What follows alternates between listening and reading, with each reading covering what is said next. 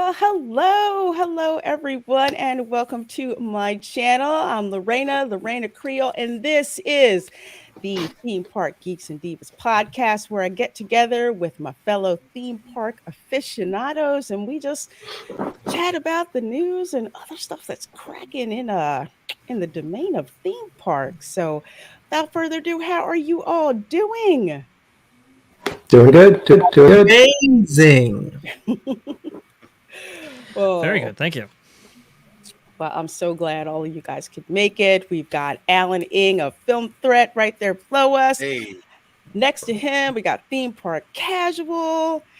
And above him, we have Bash Sky of part of the OG 55 crew, Orange Grove 55. I love that sound. Second only to the monorail announcement. That does bring the good time. Yeah, it sure does. And we got Theme Park Wizard with us as well to get started. So, we have friends who drop in a little bit later, pretty soon. Yep, pretty soon Orange Grove 55 will be coming by. So just kick back, relax. We just have a fun time talking about our favorite thing, or we'll say the most favorite thing, theme parks. So, but before we do get started, first of all, thanks to all of you guys rolling in here into the chat. We're going to start out with some news, which is somber, but we do want to celebrate the contributions of these persons. And the first one is Valerie Stewart, who is the daughter of Nick Stewart, who voiced Burr Bear. And I'm kind of glad that my sister is here in the chat, because I want to show you guys something really, really quick. This book, we used to read this book together. I would read it to her. I'd read through all the stories. My grandmother gave this to me as a birthday present. And as you can see, it is crazily well loved. Yeah. But, with the wonderful art and the wonderful, wonderful stories. And always loved reading about Burr Bear. We actually saw, Song of the South, and just seeing that, I was always fascinated by how did they put these animations and live people in the same thing, and whoever does that has like the coolest job. But Valerie's father did the voice of Burr Bear, not only in Song of the South, but also in the Splash Mountain attractions. So for years, or for eons until recently, we've heard his voice as Burr Bear. And it's really sad to hear of Miss Valerie's passing. She followed me on Twitter, and I was so happy that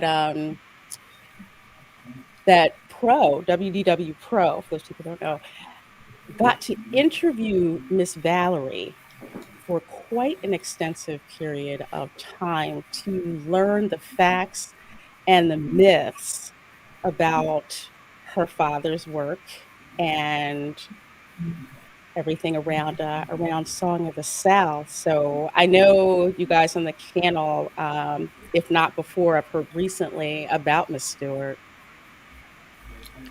Absolutely. I believe, her parents, Nick and Edna Stewart, they were very proud of the fact that they were the founders of the Ebony Showcase Theater.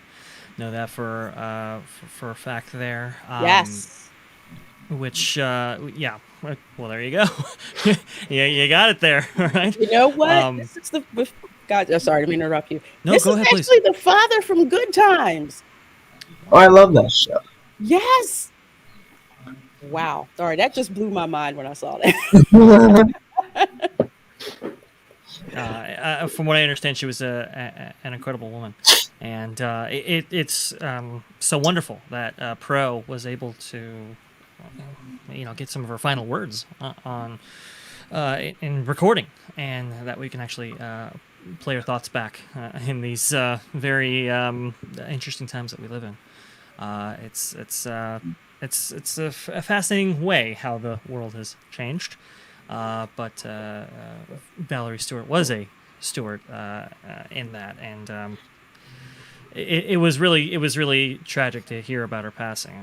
I had gotten word that she had fallen ill, and I was like, ooh, well, I hope she's going to be doing okay. But not much was known at that time, and to hear that she did pass, that was pretty heartbreaking. Yeah, yeah, it truly was. When I heard about it on Twitter, I thought it was a hoax, and I said I'm going to wait until Pro posts something, and then he finally did, saying that she had passed away. But for those folks, those of you who are interested in learning more about Miss Stewart's life, and I highly suggest that you listen to the interview that Pro was able to do with Miss Stewart. The link is in the description box of this video, so please do check it out. This is Disney history that you really should hear. And we're blessed that the lady herself actually got to provide that to us, and now it's captured, into perpetuity. So definitely do check that. Thankfully, that can't be erased. Yes, absolutely. So we're going to go to our next tribute, which is Raleigh Crump. Now, I did not know this man's name, but apparently most of what he touched has been stuff about Disney that I absolutely love, like the Enchanted Room, Haunted Mansion, the Polynesian Resort, just so much. So you guys tell me more about Raleigh Crump. Well, he was legendary. Well, actually, he kind of started in the animation department, as all great Imagineers around this time did, basically, right? So he was an assistant animator, contributing to Peter Pan, Lady and the Tramp, Sleeping Beauty, and others. And well, Walt had a knack for choosing talent, right? I mean, just even people who had never really weren't specialized, let's say, in the skill set that Walt wanted to be in. He knew that'd be good fits, and well, that is personified here with Raleigh Crump. And he was a youngster in and amongst the people who had been considered part of the Nine Old Man and so forth. But I mean, he really kind of took a knack to Imagineering and came at it with kind of a pretty almost like a modern perspective, or I mean, he was very much against the grain in a lot of his thinking. And I think that's why Walt liked him so much. Mary Blair was a little bit like that too, and so forth. But his design aesthetic and palette was truly unrivaled. I mean, he really did have you could distinguish his work from others. Let's say. I think that's why Walt kind of saw him there. But yeah, his work is truly. I mean, it has lived on ever since. I think the thing that he's kind of one of the things that he's most famous for actually contributing to is the Enchanted Tiki Room, and those classic Polynesian designs that he kind of took to heart and did his own Raleigh Crump embellishments, let's say, to the work. There's a famous story where he took a plastic fork from a studio confectionery, took that down and actually used that to carve the kind of the kind of details in the wood, let's say, surrounding the tiki gods and some other figures featured in both the attraction and in the veranda outside. And so he, or the lanai, I should say, in the exterior. So he. He just had a way of kind of doing things that was a little bit unorthodox, but really amounted to some great work. And really, his talents, were kind of, let's say, were felt.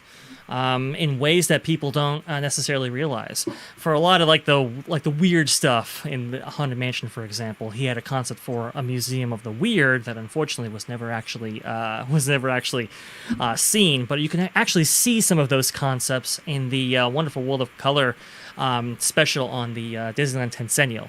This was done in 1965 to celebrate the 10-year anniversary of the park. And, Walt's going through with his first Disneyland ambassador, Julie Reams, showing him through, like, for example, Mark Davis's work, and Claude Coates' work, and Harriet Burns' work, and John Hench's work, and then you get Raleigh. And, he's like, hey, we're working on stuff for Museum of the Weird. You can see all these kind of crazy concepts that he had. A funny story about that, actually. When Walt first saw those, he was kind of like, whoa, this stuff is really weird. This stuff is really bizarre. I don't know if I like this or not. And he kind of walked out of the room, and everybody told Raleigh, I see Raleigh, he didn't like that stuff. They weren't going to like it, And, turns out that when Raleigh comes back in, he sees Walt at his desk there in the same clothes that he had on before and the day prior.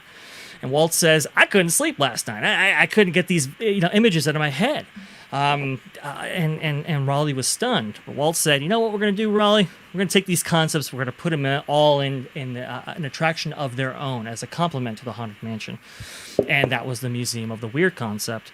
But you can kind of see influences like this. For example, when you're leaving the Haunted Mansion, when you finally get off of your dune buggy and you're going up, there's a crypt that you exit out into, and there are these sconces that are holding up these torches.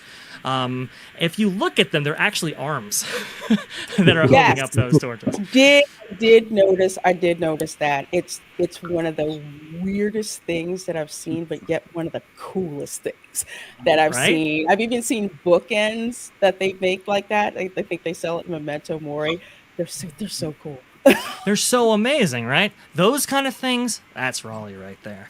And he worked with, I believe, Yale Gracie on different effects and concepts that were used finally in the Haunted Mansion, like the Pepper's Ghost effects, for example. But he just runs the gamut on his influence, and he led a lot of the creative design decisions for the Magic Kingdom when that was being designed back in the late 1960s and early 1970s. So, you might not know the person, but you know his work.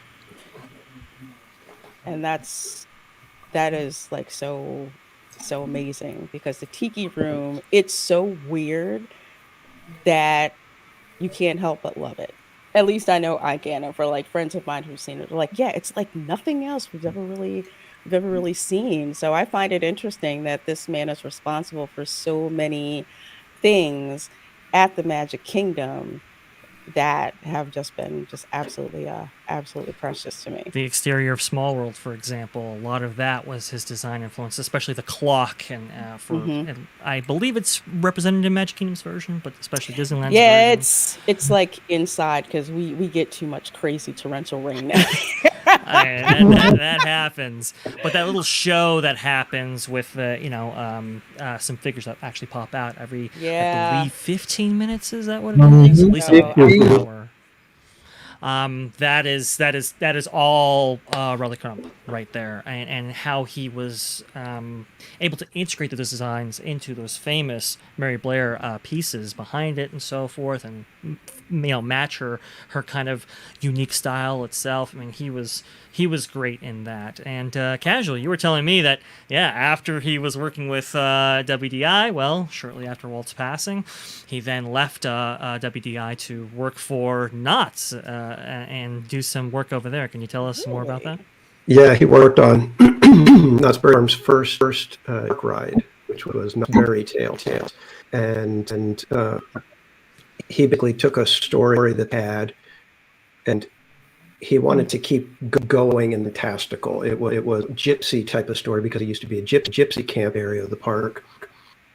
And so they tried to create a dark based around that. And he wanted to keep pushing it until it got to the point to where it's no longer people as gypsies. It's these fantastic anthropomorphized frogs and bears and everything, basically kind of what Disney was doing. And he took it. And in fact, the photo that you have up right now, you can see in the frame next to him is that funky style that exact same style that was in Knott's Berry Tales in the original one. So there's all these, interesting angles and curves and points and lots of funky embellishments and things like that. And I remember rides so vividly from when I was a kid. And it's funny. Years I didn't know it was called Knott's Berry Tales because me and my lord, we would just call it the Jumpy Frogs. So a frog contest in it, and that was just our favorite part. So whenever we wanted to go say we want to go on the Jumpy Frogs. And to find out, to learn, that this was a Imagineer who came over to Knott's and did this, just realizing, okay, these people just had a touch. It wasn't that they were able to Disney IP, the Disney, lineup of incredible craftsmen and storytellers. It was no, we take this and we could go anywhere and create something for anybody. And I was thinking about it today because I've actually mentioned it that we're starting to lose all these people that actually work right alongside Walt, and we're down to a very small handful of them left. And I started thinking, what was it about these people that made them different? That was something set them what set apart? Because they basically created the entire theme park industry from scratch, had to figure out everything, learn what works, doesn't. And to me, it just came actually with Raleigh Crump. They seem to have this understanding of the importance and the necessity of play. Yeah. And by that, I mean, there's that sense of wonder that you need. That sense of creativity, of taking things that were not meant for something and changing them into something else with your imagination. To be able to let your mind go free, to be able to not care what anybody thinks, to try something new. And I really think that's what these people did better than anybody else. They were willing to just throw off any preconceived notions. They were to say, what, the technology doesn't exist, and I have to create it. Absolutely. And they didn't care about restraints or anything, and they found ways to do things, sometimes very simple. Taking a plastic fork to go and carve something, and that's the kind of ingenuity that these people had. And I personally always attribute it to they were willing to play. Yeah. You can definitely hear more of that with Raleigh Crump as he narrated his More Cute Stories series of audio recordings. I think they're on Amazon. They come in 6 different volumes that you can purchase there. That should be an automatic purchase for anybody who's interested in Raleigh Crump. He's a very eccentric kind of guy. He was very unorthodox, especially for that time, especially amongst Walt's crew. Like I know I saw a little in the, I think it was the Limes where they were talking to him, and when he got hired back after I think he was let go after Lady Lamp, he went in and did random work, and then when they brought him back, somebody from later, that his portfolio was the absolute worst of anybody he's ever seen. I read that. For UDI. Yeah. But that's back to what Vash was saying, that Walt had a knack for seeing a gift inside someone that may not have been ready to put down on paper yet. Right. Absolutely. Alan, had you heard of Raleigh Crump? Alan,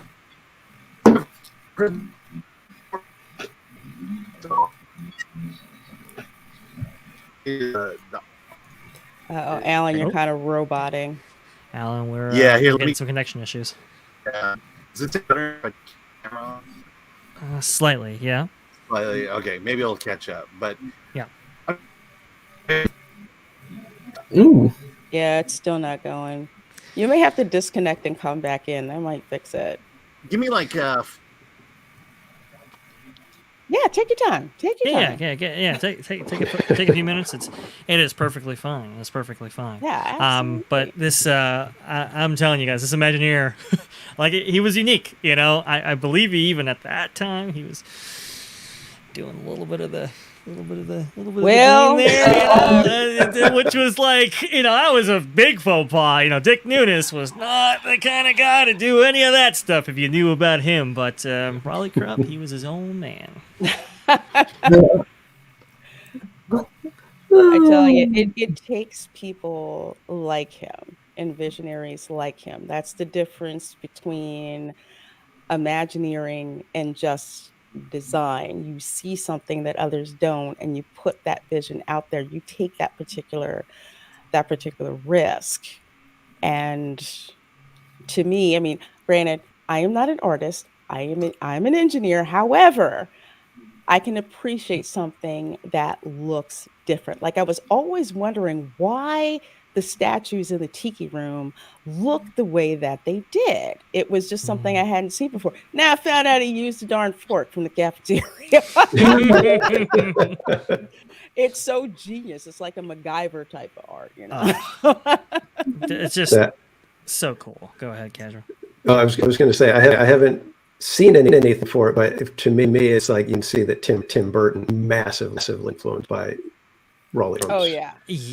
style. Oh, yeah. Oh yeah. I'm looking at this yes. art over here to the left, and honestly, it reminds me of this cartoon on Cartoon Network called Foster's Home for Imaginary Friends. I love that show.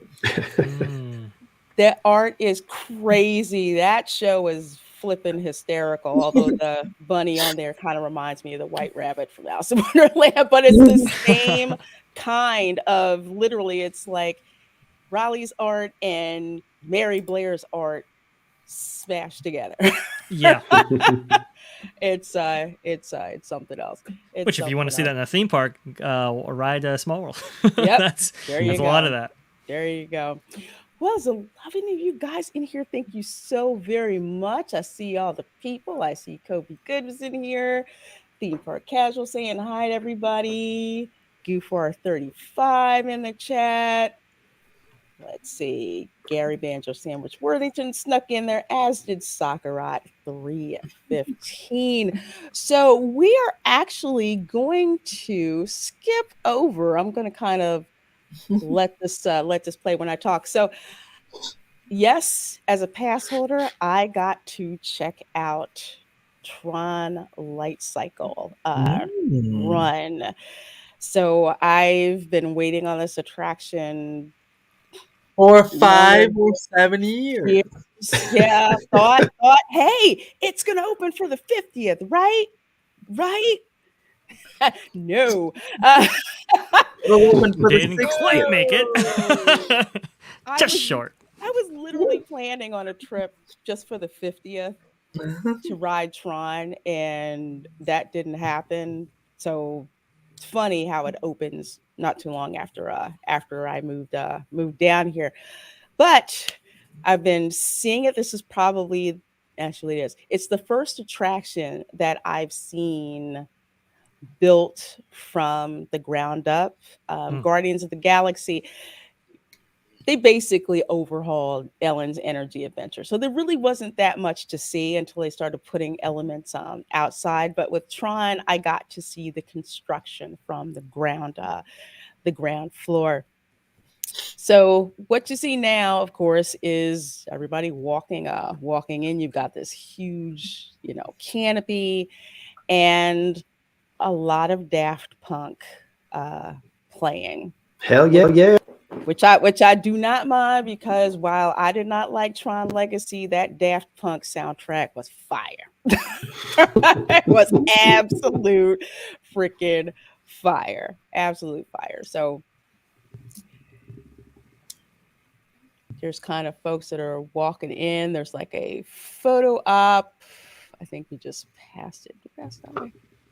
Yeah, I think it's back over this way. But there's like a photo op where you can go in. Yep, there it is, like right there. So you can go over there and get your picture taken on, on the light cycle, sponsored by Enterprise Rent-A-Car. Gotta every ride has a sponsor. Well, there was a time when Space Mountain was sponsored by Monsanto. Go look that up. Well, yeah, Adventures to Inner Space actually. It was sponsored by Monsanto. RCA did Yep. Space Mountain. I think when it first opened, and then FedEx. I remember writing Space Mountain over here. FedEx was a sponsor. There used to be like this little droid that would be moving packages after when you were getting back in the load area. Yeah. Casual. Do you remember this? Oh yeah. Oh, I like that. But yes, the sponsorships are coming back. Hey, as these things get more expensive, how do you offset some of those costs? Well, you go back to things like this, which aren't all bad, but this implementation definitely leaves a lot to be desired, I think. I don't know. For me, sometimes I see the sponsorships. It brings me back to when I used to go to Disney, like in the 70s or early 80s. Sure. Every you went, there was a sponsorship hanging in from some sign at one of the marquees. So yeah, I'm not as averse to it as most people get. And back then there was you still had the Bank logo, you had the United Airlines or Dole logos. So I think Dole actually complements Tiki Room, in my opinion. Right, and oftentimes that's what they would try to do. They would try to get sponsors, like FedEx, Space Mountain. You can kind of see how there's a connection there. Speed that you get it. Yeah. So I get, to me it's not a big deal for me to see a logo like that because like for me it's almost nostalgic. Yeah, it's kind of like there's always somebody sponsoring something, here at the park. We're kind of like, which one is it this year? Right. Well, what do we think about this Team Green in the post show? Lorena, did you see any of that? Yeah, I saw it. What can I say? It's bizarre. It's bizarre. It doesn't fit like the end of Test Track when they have all the cars out there because it's sponsored by GM. So yeah, you can get to sit in all these cars and check it out. The Team Green thing, I'm kind of just like, first of all, I didn't see a lot of people stopping to take pictures really in front of that. People were waiting in line, they kind of guide you off to the side to get this particular photo op over here. So the Team Green thing, if this was a car rental company that had a blue logo, that would actually fit.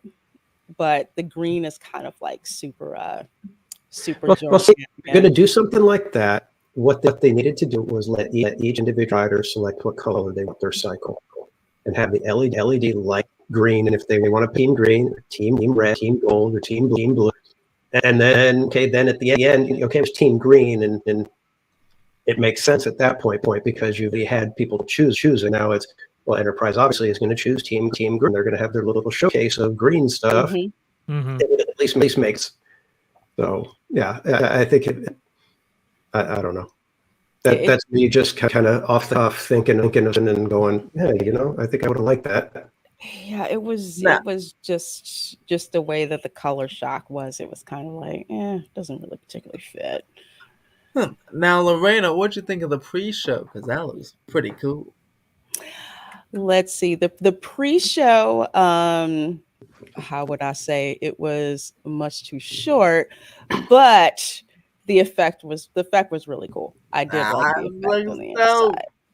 Let's see. I'm trying to go through. So here's, the miniaturization beam that's out in this. I think we got to be careful because I know Vash not like spoiler stuff. So. Oh no, okay. no. Oh no. I've seen all of it. I've seen it. I've seen it. Okay, I was gonna say, because if you were watching my live stream, I did not use my phone to capture the ride itself because of the velocity.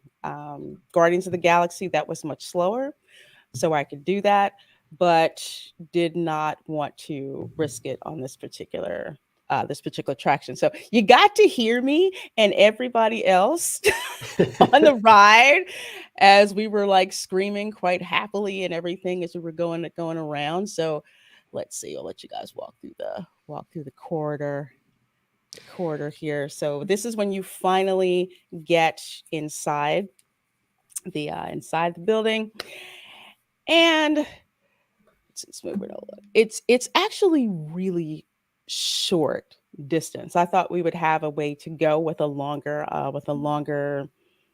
storytelling cue, so to speak, but that didn't happen. It was literally you got in the door, maybe like 20 feet, boom, you're in this containment room here, where they basically digitize you into the grid. Yeah. Why did Yeah. we hang there? I think that was a design choice. Sounded like a design choice from the original Imagineering team when they were building the Shanghai variant of this some years ago. Maybe not.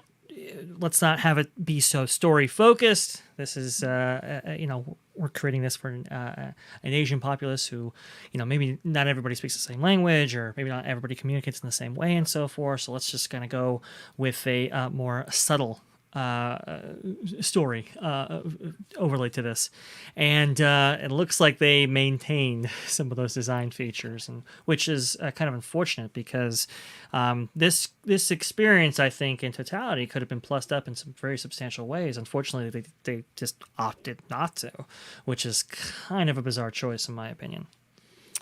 It really was, and in a way, I actually felt pretty cheated, because one of the things that Disney is so known for is their immersive cues, or at least back in the day, at least not back in the day, they had really great cues, like with, for example, with the not Alice in Wonderland, excuse me, Peter Pan's flight.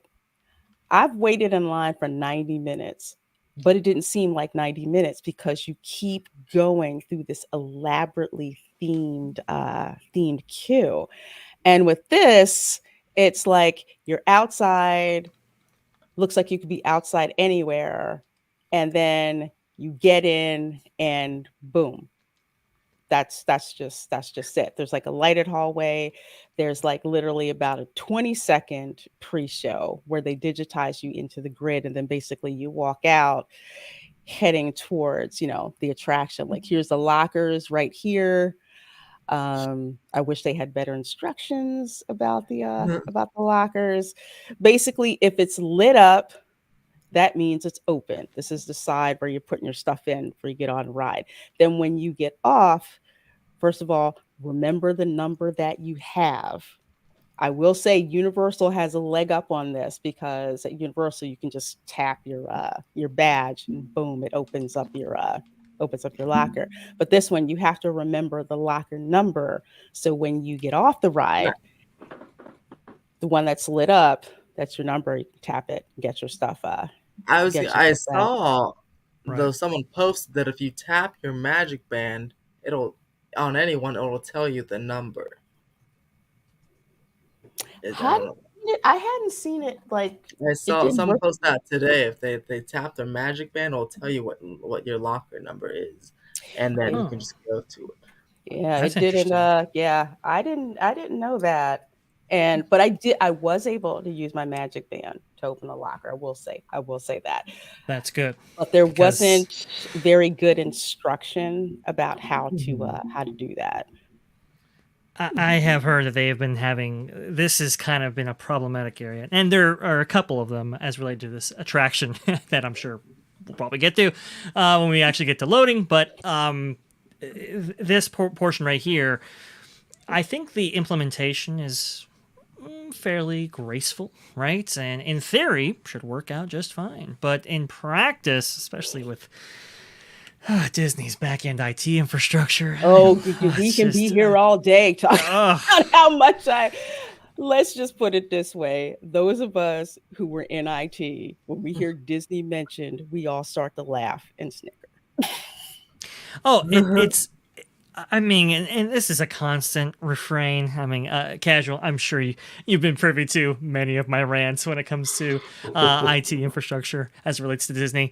These things should be addressed. It's unfortunate that even with kind of a simple RFID type setup that they have for the magic bands and all of that they couldn't get it dialed down, working 100% in this instance. I know they've been having some problems with the former previews and so forth, where even the cast members can't get them open sometimes, and it's like, oh, jeez.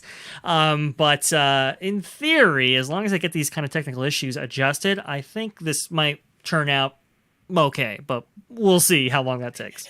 Yeah, because from a pure UI standpoint, because I do a lot of UI, I'm looking at like the lockers and I'm like, oh, okay, if it's lit up, must mean it's occupied, right? No, no. If it's not lit up, that means that you can use it. I'm like, okay. And I literally had to find that out by process of elimination. Touching my magic band, touch my magic band to one that wasn't lit up, turns orange. Okay. Touch the blue one, boom, opens up. I'm just like, that. Okay.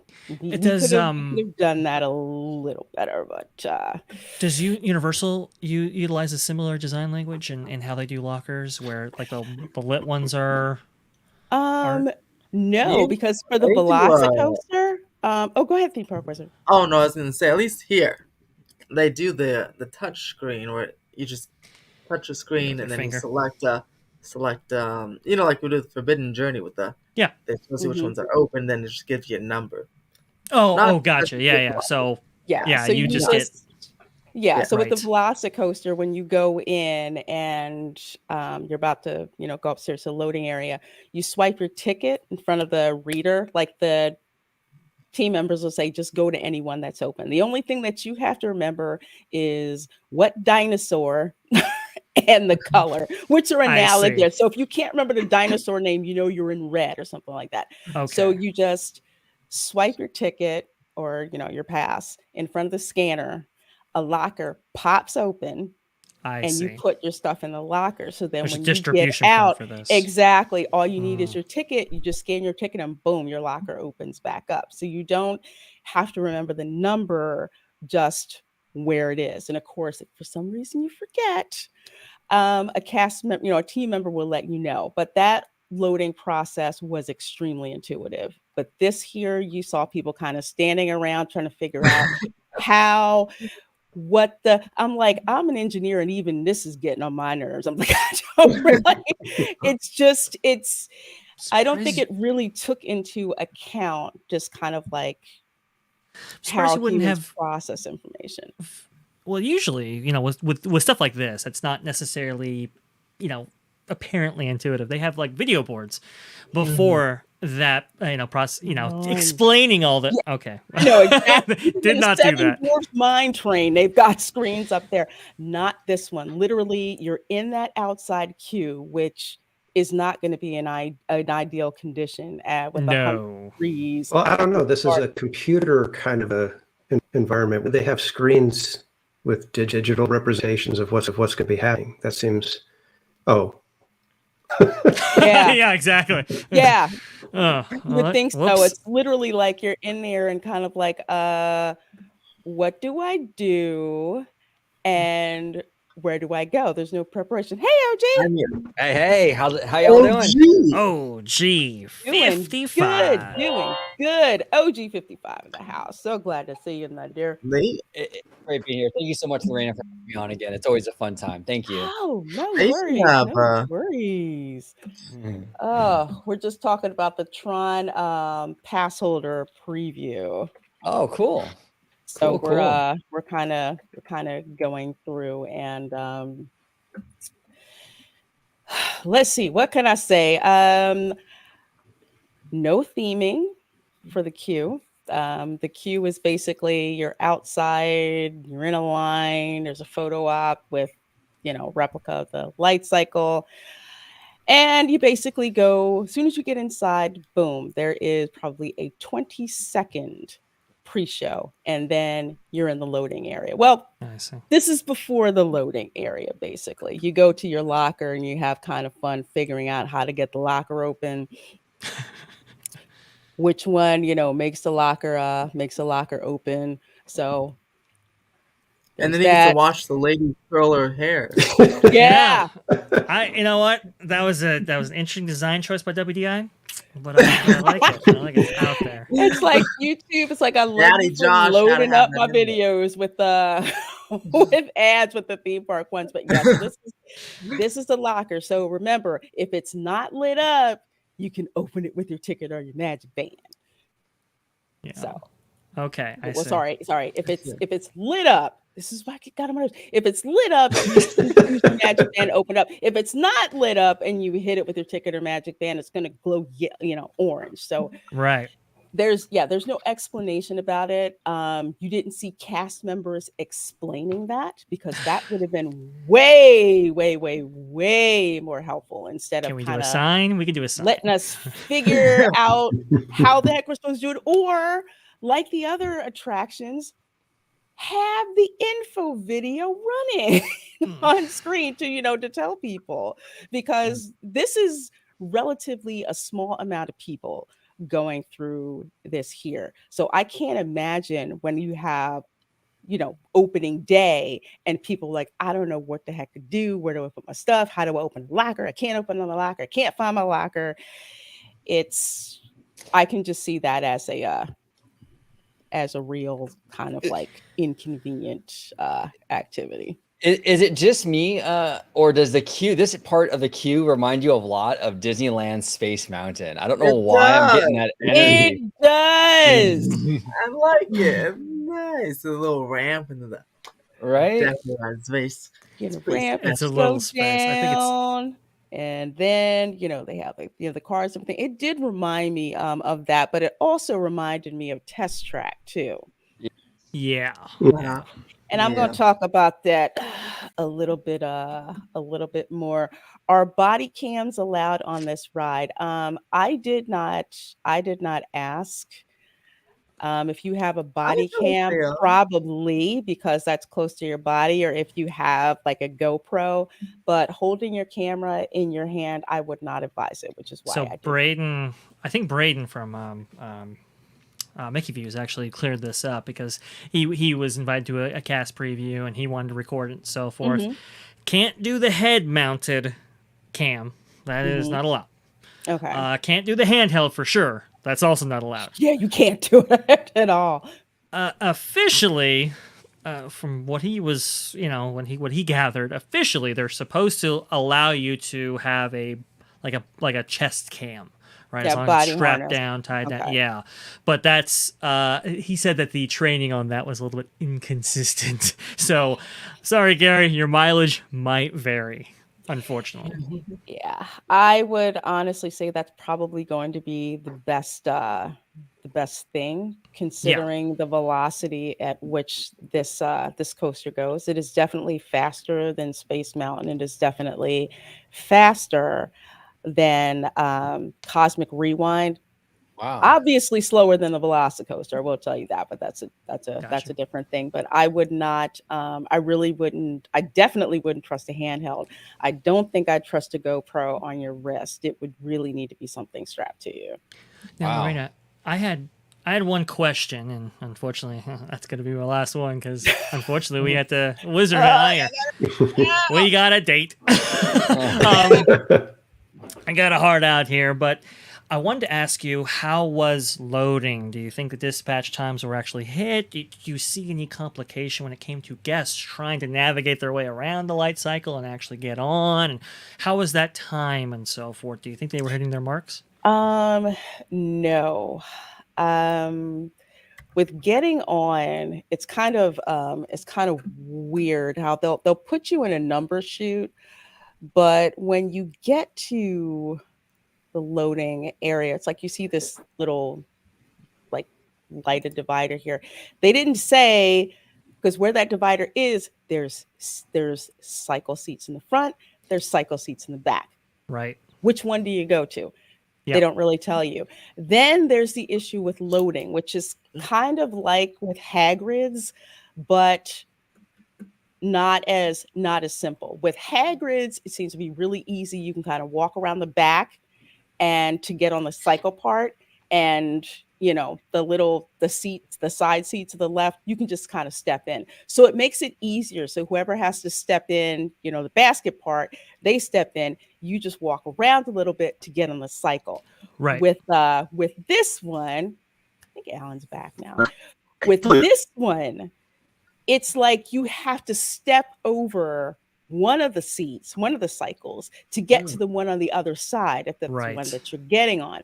So that the seats are so close together that it's going to be quite cumbersome. It's not a configuration that people are used to, because with Avatar Flight Passage, they're lined up serially.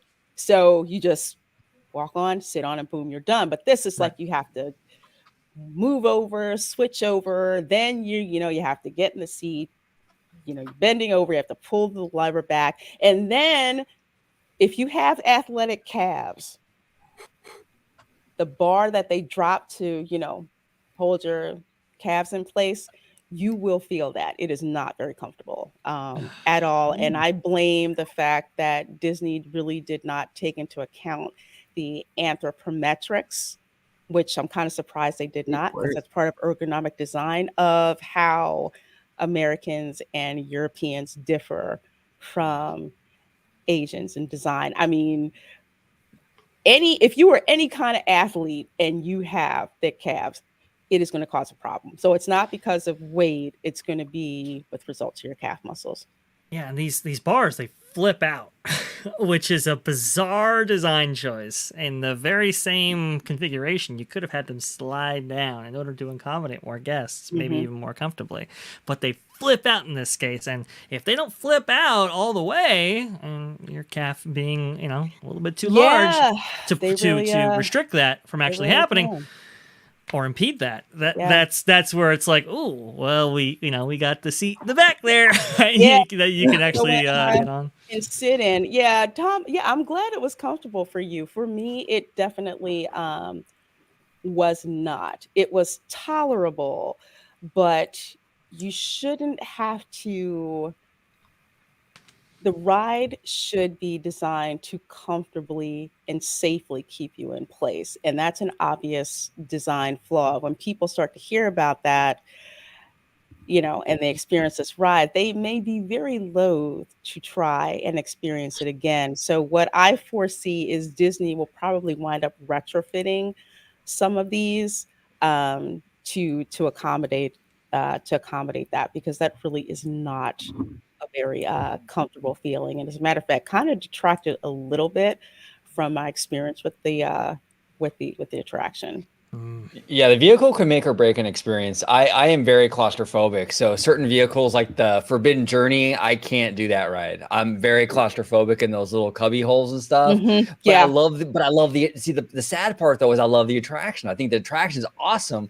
I'm just very claustrophobic, so it kind of But if you get in this Tron vehicle and you're not really comfortable, I could see how that can take away from the experience for sure. And Lorena, I think you hit the nail on the head when you said they didn't really account for the American market. This ride was built in China initially, and they just cloned it verbatim, basically. And they're two different markets, two different demos, and they didn't account for that. Yeah. And it's really unfortunate because they almost carbon copied it with some design changes in order to make it fit in the Magic Kingdom footprint. But it's like, wow, you didn't make any of those changes that were so very carefully designed for the Asian market and didn't actually adapt those to the American market. So that is really, really unfortunate.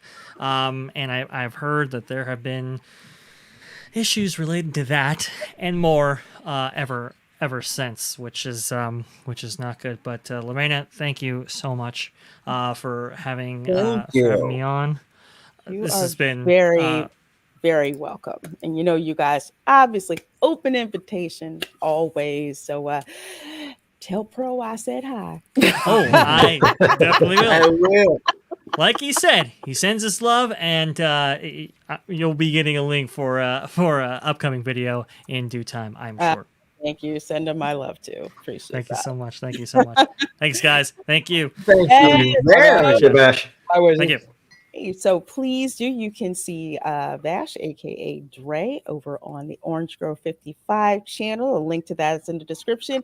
Also, Theme Park Wizard. Check out his channel. The link to his channel is in the description box as well. And yes, I do agree, for the effort and cost to go and do this ride, comfort should be a priority. And yes, it originally was in Shanghai. They basically replicated it here in the United States. And again, since your girl took ergonomics, one of the things that we learned and one of the examples that we heard of and studied was an example of, they like took this, I think this workstations or whatever is American design, and they put it, I think, in like Southeast Asia, and the stations were too big for the people who use them because of the anthropometric difference. And there's just like, that's something that you have to keep in mind when you're designing these types of attractions. So I can really, they're going to have to retrofit that that back bar, because again, it has nothing to do with weight. It has everything to do with whether you have bigger calf muscles or not. That's pretty much it. It's going to be a distracting squeeze. I'll put it to you like that. Wow, that's interesting because at Knott's Berry Farm they have Pony Express, which has a similar, I don't think it's identical, obviously, seating arrangement for that coaster. And I've never heard of anyone. The only time that I've seen it is someone who has large upper body. They couldn't the back support to come down to where it was locking, and then that's the only time I've seen someone not be able to ride. And it was a big guy, and they're like, sorry, if it doesn't lock, we can't let you ride. But I've never seen the calf issue. So I'm curious to see what the difference is between two. I think it's just they did not take the time to make the exception for body types that were not the same as those in China. That's like fundamental ergonomics 101, and they didn't pay attention to that. And you know what, Lorena, and it's such a Chapek era thing, right? It's like, okay, do we really need to change the little calf bar? I could see his mental process being kind of like that, like finance guy, like, nah, just clone them and just throw it in there, And it's a shame, because they're probably gonna have to, like you said, retrofit it and spend even more money than they would have if they just would have done it right the first time, which is unfortunate. Yeah, exactly. And that's one of the reasons why you can't have people who are bean counters run creative. You just can't. It's just it's one of those things. It's even like with respect to engineering, because I work in IT. And so many times they'll say, we want you to do X, Y, and Z. Okay, well, it's going to take this long to do it. Well, we can't wait that long. It's like, okay, you can fast, cheap, or good. You can only have two of those out of the three. This is how much money we need. No, this is how much money we have. Okay, well, this is the design that you get. And then when things don't go right and they get complaints, it's like, look, we tried to tell you, you didn't want to spend the money. Now you have to spend even extra money for us to go back and do this the way that it needs to be done. So yeah, I agree with you about that. Orange Grove 55. There's times where you need to stop being Roy Disney and be Walt Disney. Right. And like Walt told Roy, I don't know, you got to find the money. That's your job. That's great. Well, and that's the art of the whole process, is being smart enough. And this goes way beyond Tron even. I mean, especially now with Disney, right? Where they're looking for ways to kind of minimize costs and everything. There has to be they have to be smart about where they cut, right? There's a way to get lean and still produce a quality product. And then, but it can also very easily go downhill real quick if you cut from the wrong areas, right? It's a science. It really is. And, it's a real balancing act. So they got to be careful. This brings they, me back to rocket rods and Oh, yeah. the idea Ooh. that Imagineering could screw up something so bad, and we lost the people mover because of it. Yeah. You know, Oh. and there's nothing to show for it. And you know, we you know, I'm Chinese and I'm afraid to go on this ride. it, It looks I mean, fun. I mean, yeah. it was fun, definitely. When I got on it, as folks who saw my live stream, you kind of hear all of us hooting and hollering while we were riding it. It was a fun ride that was way too short. And it wasn't just myself remarking on that. The people who were around me also remarked onto that. Now, I only had to wait, I want to say maybe 30 minutes to get in, and it was only like, say, 80 degrees outside with very, very low humidity. There were fans around, so it wasn't that bad. But I cannot imagine waiting 2+ hours to ride this, and you only get like about 60 seconds of ride time. Oh It's my literally, it's like you blink and it's over.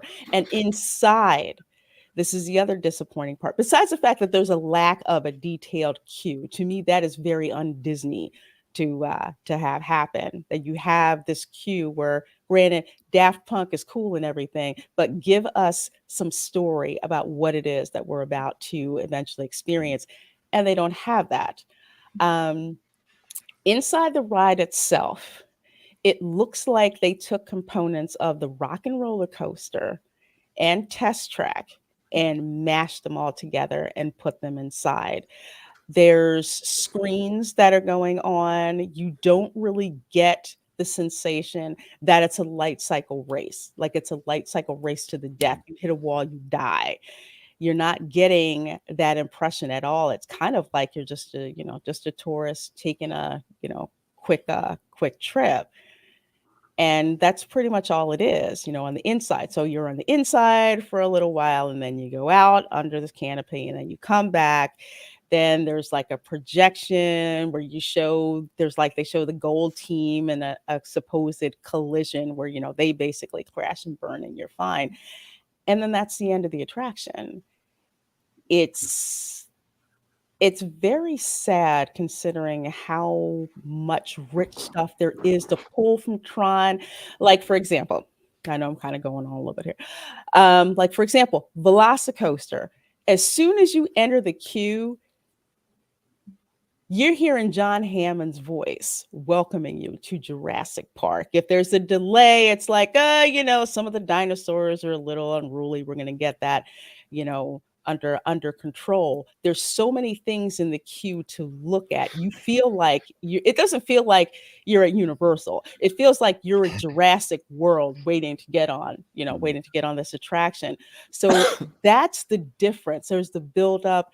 The queue is very detailed. As soon as you even go in the building, you get to see the coaster launch, but you also get to see the velociraptors as well chasing after that. So you get to see all of this stuff, including detailed exhibits like you would see in the Jungle Cruise, like you would see in Expedition Everest. So you have all of that theming getting you excited to ride the ride. With this, it's just the walkway that you see that's outside. You're just, in this walkway, almost looking like you're going to a concert. And then literally once you finally get inside, it's just a 20-minute, hey, we're going to digitize you into the grid. Now you can go and put your stuff in your locker. It's very disappointing, especially given that this was in Shanghai first. And one of the biggest complaints about it in Shanghai was about it being so short. So I really feel it was a missed opportunity for Imagineering. And also, this ride during the day, you're basically in a ride under a canopy during the day. You get the best effect. And I happened to get here like around dusk, so they were just starting to show the light displays and everything. at night is the absolute best effect. And I believe I talked about this with Pro.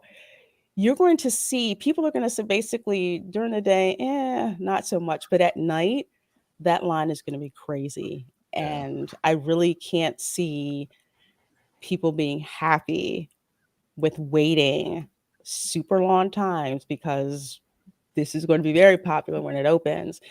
And then the ride's only a couple of seconds and there's no theming. It's not like you have, say, we're like, remember from the first movie, like you'd hear, about the recognizers coming through, and you'd hear these announcements from the master control program, and you'd hear all of this stuff. You don't get this here. You just get the Daft Punk soundtrack. Lorena, a buddy of mine, I'll give him a shout out. His name is Jay Lynn, great guy, but he had a great idea for this coaster, and it's actually very simple, but it's brilliant. This should have been a dueling coaster. Oh, heck yeah. That's what it should have been. I mean, that would have been so on point for this franchise. And can you imagine you both launched together and everything? How fun that would be. Oh, man. Yeah, I don't understand that. Right off the bat, from after digitized, why isn't there Zeus, on screen? Greetings, programs, and getting you all hyped up for, you're entering the grid. Exactly. And then for me, if there's not a second launch sequence inside ride for you to get that boost, that all of a sudden, okay, we got to kick it again, and you get that other boost. Why is that not there? You want that moment to breathe. Yeah, I'm sorry. I'm just saying you want that moment to breathe and then get into kind of the second act of the ride. Right. And the other thing is these canopies. Why couldn't you just make them bigger, make them screens, and then project light cycle to race along with you, even if it's digitized and not a real light cycle? That'd be cool. I mean, it sounds like the Knott's Pony Express is longer than this ride.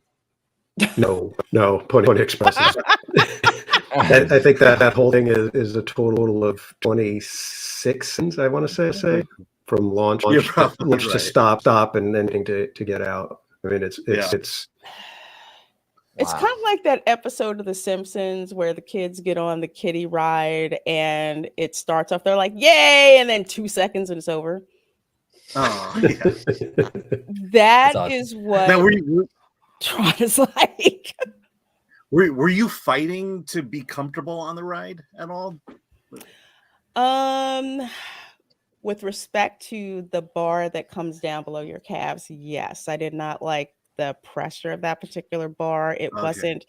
If you basically, it doesn't even really have to do anything with weight. If you have athletic calves, it doesn't matter. It's very uncomfortable. So if you have small calf muscles, you're probably gonna be comfortable. But if your calf muscles are bigger, that pressure is not something that you'll forget about with this ride. And were you thinking I'll about just remember what it feels like. Yes. Were you thinking about that as the ride was going on? Yes. Wow. Yeah. See, that's Now, I have a question, because I'm not like a big coaster buff. Like, I don't go to a lot of on a lot of those big coasters, like at Six Flags or any of that. I've never been on an experience like this where you're like facing this way. Does it hit different than being on a regular roller coaster in terms of like the G-forces and all that? It does. That's why I'm just like not holding my camera, because you can't really bend down like this. They do just no. It really is. It really is different, because I'm getting nerdy here. From a fluid mechanics point of view, you are going to hit those G-forces much faster with your head down, as opposed to sitting up this way. It's like the difference between driving in a pickup truck and driving a Porsche down the same road. Wow. Yeah. That's wild. That's wild. Yeah, it really is a being on a bike position to be in. Yes, it's like being on a bike, and then when the part up here closes down your back, of course, that's reminiscent of the film. It's a very innovative position to be in. Just ergonomic wise, no, they really missed the bar on that, and I think you're going to find a good amount of guest complaints about that. That's why I think they're going to wind up retrofitting some of these. Yep. Yeah. I like your marketing Wow. line there. Innovative. Was I forgot what you said? Innovative seating or something. Yes, innovative seating. As a matter of fact, I was saying this earlier that at Universal Orlando, when you ride Hagrid's, it's very easy to get in. There's like the one seat to the front and then the rider to the right. One person can walk and load into that little pod, and the one that gets on the cycle, you can walk around the back a little bit and get on. So the embarkation is extremely smooth.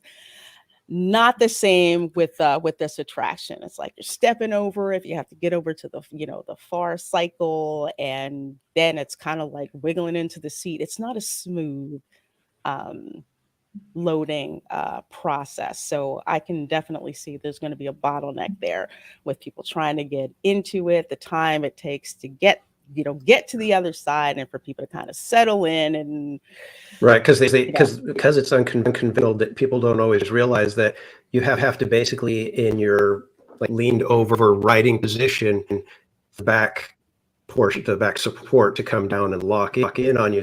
If you're sitting there, and you're just like talking or whatever, it's like, okay, now you're taking up time to tell you, okay, grab the handlebars, you got to lean forward a little, and so yeah. And again, no information screens telling you, the quote unquote safety video. As a matter of fact, the Simpsons ride does it the best over at Universal. If you watch the safety video with Itchy and Scratchy, and they go through, it's the best safety video ever. But they show you, how your loading process, what you need to do, I think I heard an announcement about being claustrophobic, but I don't think people really understood exactly how that part is going to come down, on your back. It's like they almost vacuum seal you in. Yeah.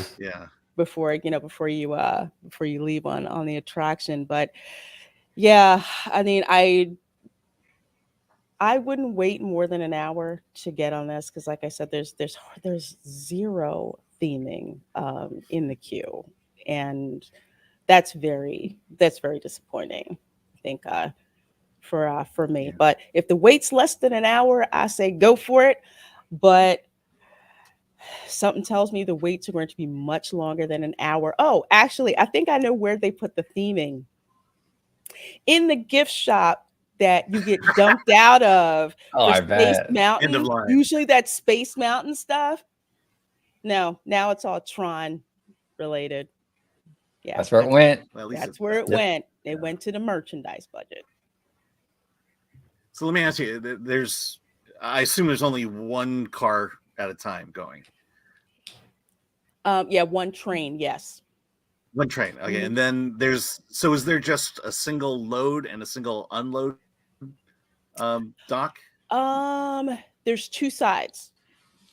Okay, Yeah, so they're it loads dual, and then I believe it unloads in a different area, right? So when you're in the load area, you get empty train that pulls in, right? Okay. Yeah. Okay, well, at least there's that. So there's basic 4 trains that are loading and unloading it at possibly all at the same time, and then one clears the station, the next goes up to the load area. So but I was noticing on when doing your video, Lorena, there were very, very wildly different dispatch times for the train. They were coming by in the canopy. I was noticing sometimes it was taking a while for a train to come by, and then normally one came, it seemed like, not even 30 seconds after.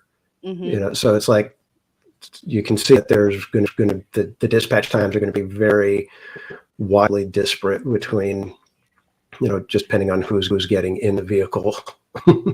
Yeah, it's might as well call it Tron disappointment. Yeah, it's going to be very interesting. I plan to be there opening day.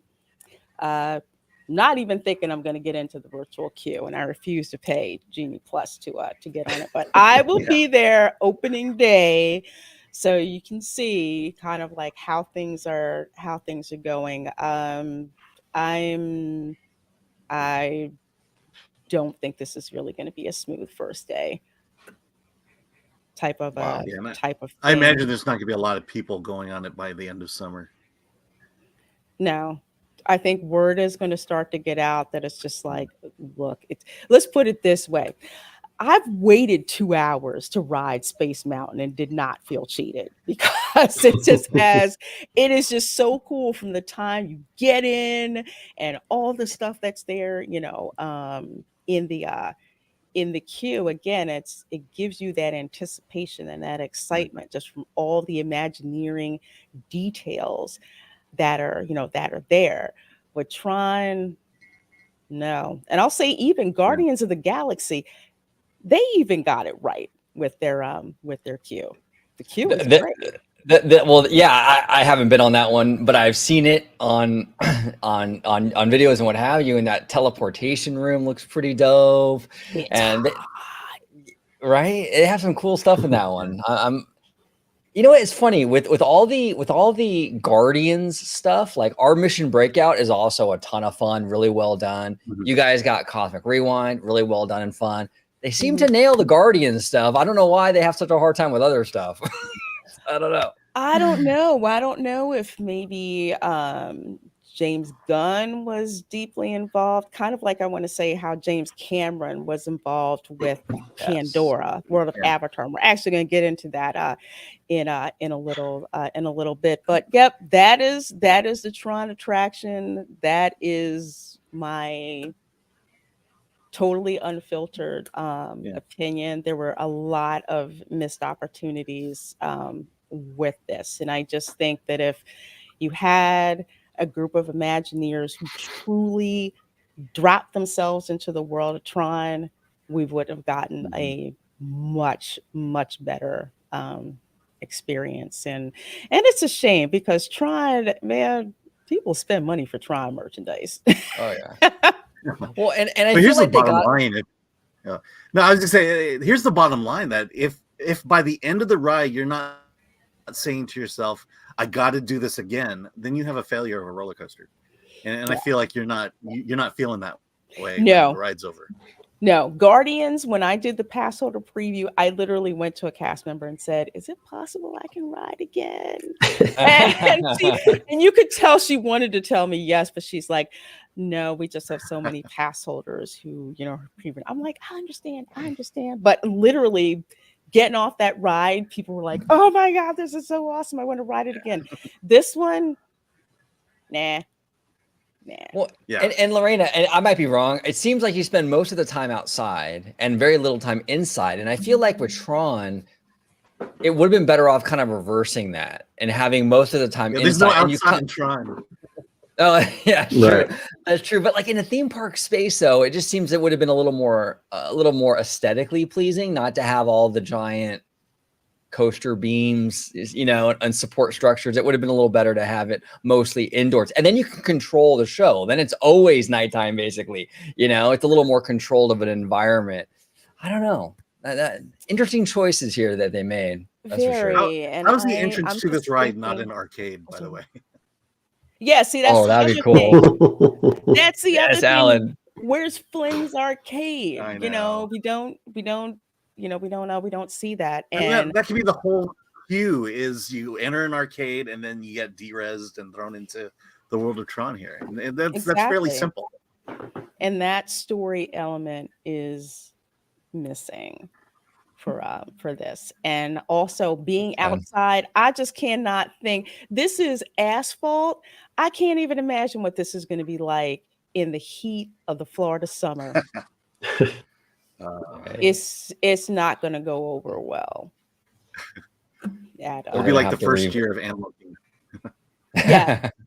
Or when Slinky Dog Dash opened and they didn't have any umbrellas for shade. That was, they finally fixed that problem. But see, that's more my speed, Lorena. Slinky Dog. Slinky Dog Dash. I'm a wimp. That's more my speed. The most miserable day of Disney I had was that first year of Animal Kingdom, where there was zero shade and no misting machines, and you were just constantly in the sun from the moment you entered the park. It's crazy. And I tell you. But yeah, that's my experience. Tron opens April 4th.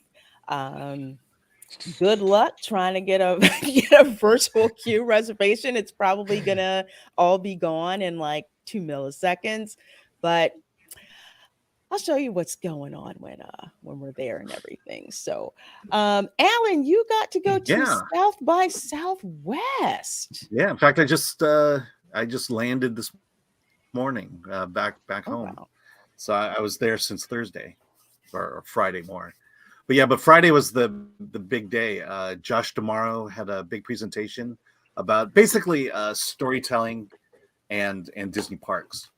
And so like the big thing the big thing was why was not only Disney there, but why was Disney parks there?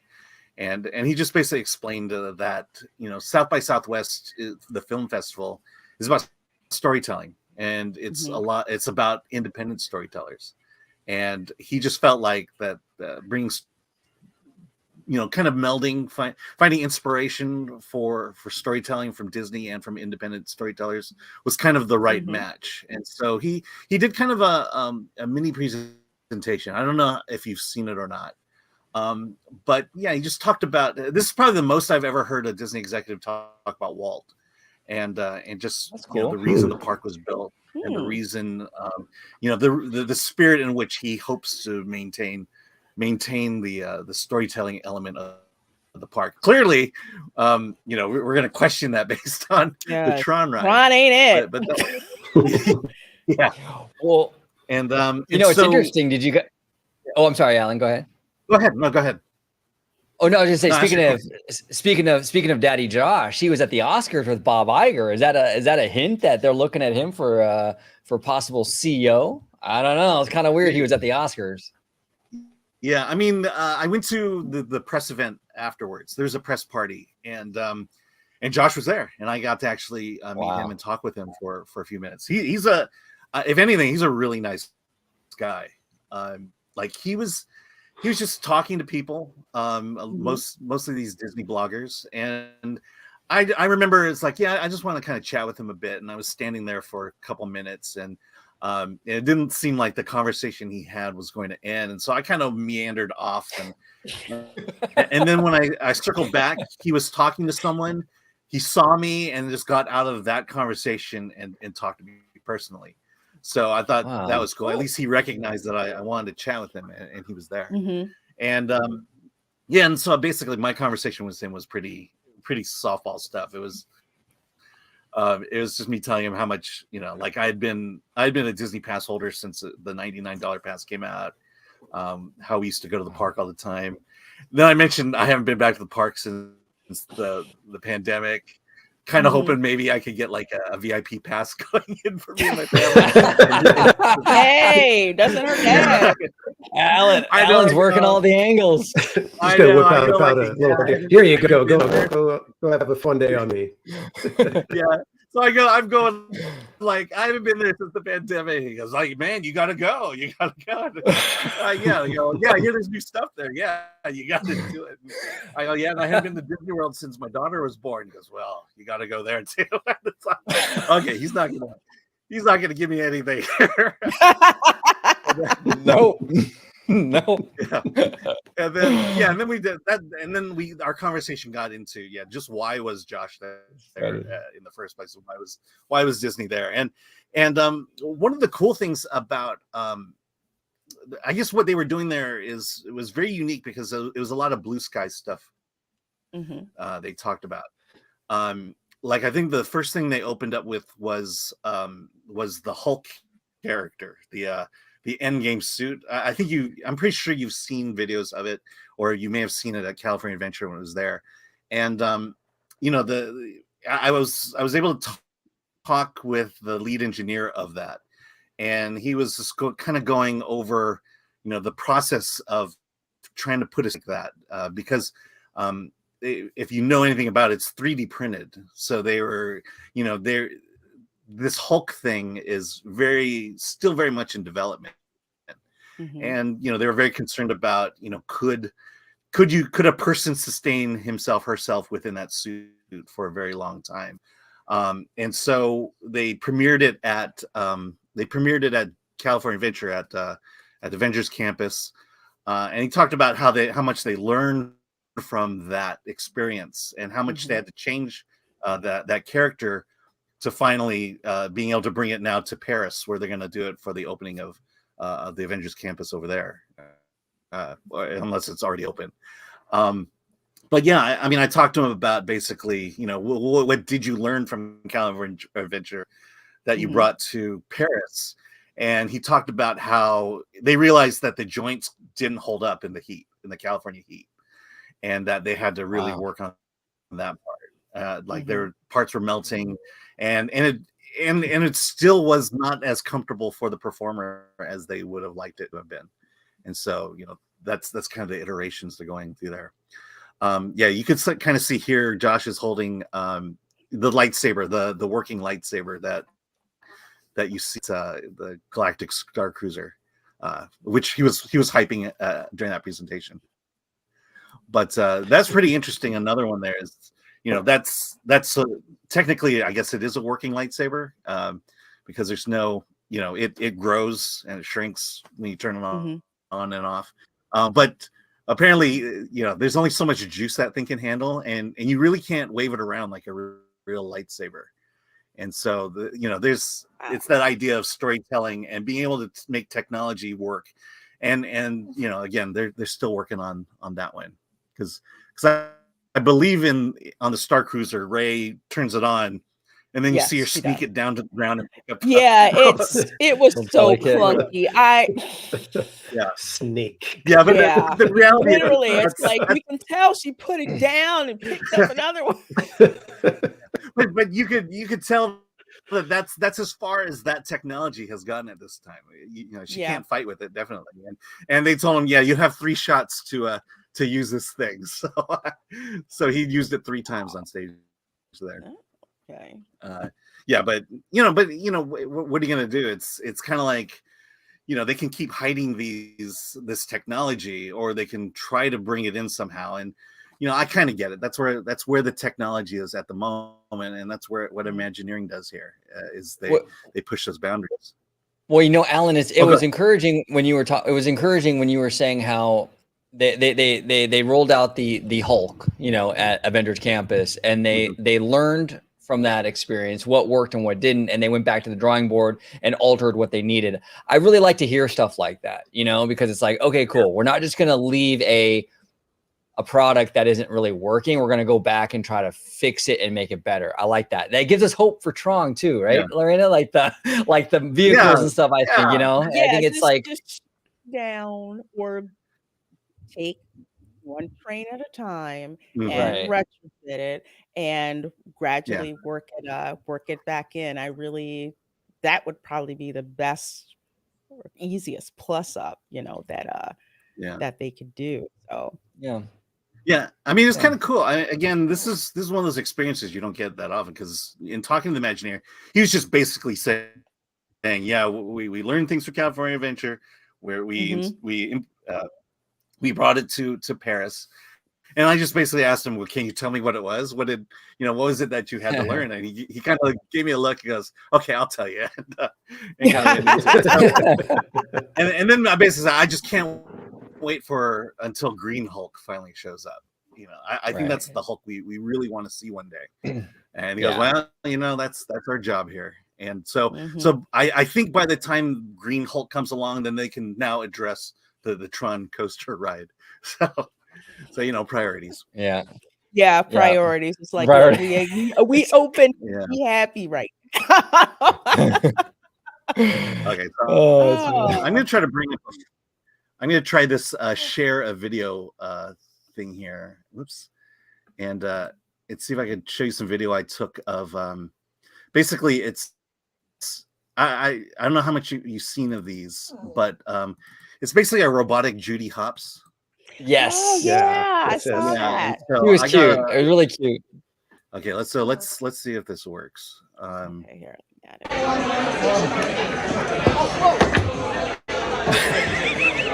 It's okay if you know that. Okay. Oh, There you go. There you go. Yeah. adorable. That's so cool. No, That's pretty cool. Demonstration we got there, but what they were showing was that basically these are motion capture robotics, and I think I didn't ask Spider-Man is kind of the early progenitor of this technology. Here, Judy would be a fully functioning robot on inline skates, and there's video of her back there climbing a wall, climbing over a wall, falling down, getting yourself back up, like you saw here.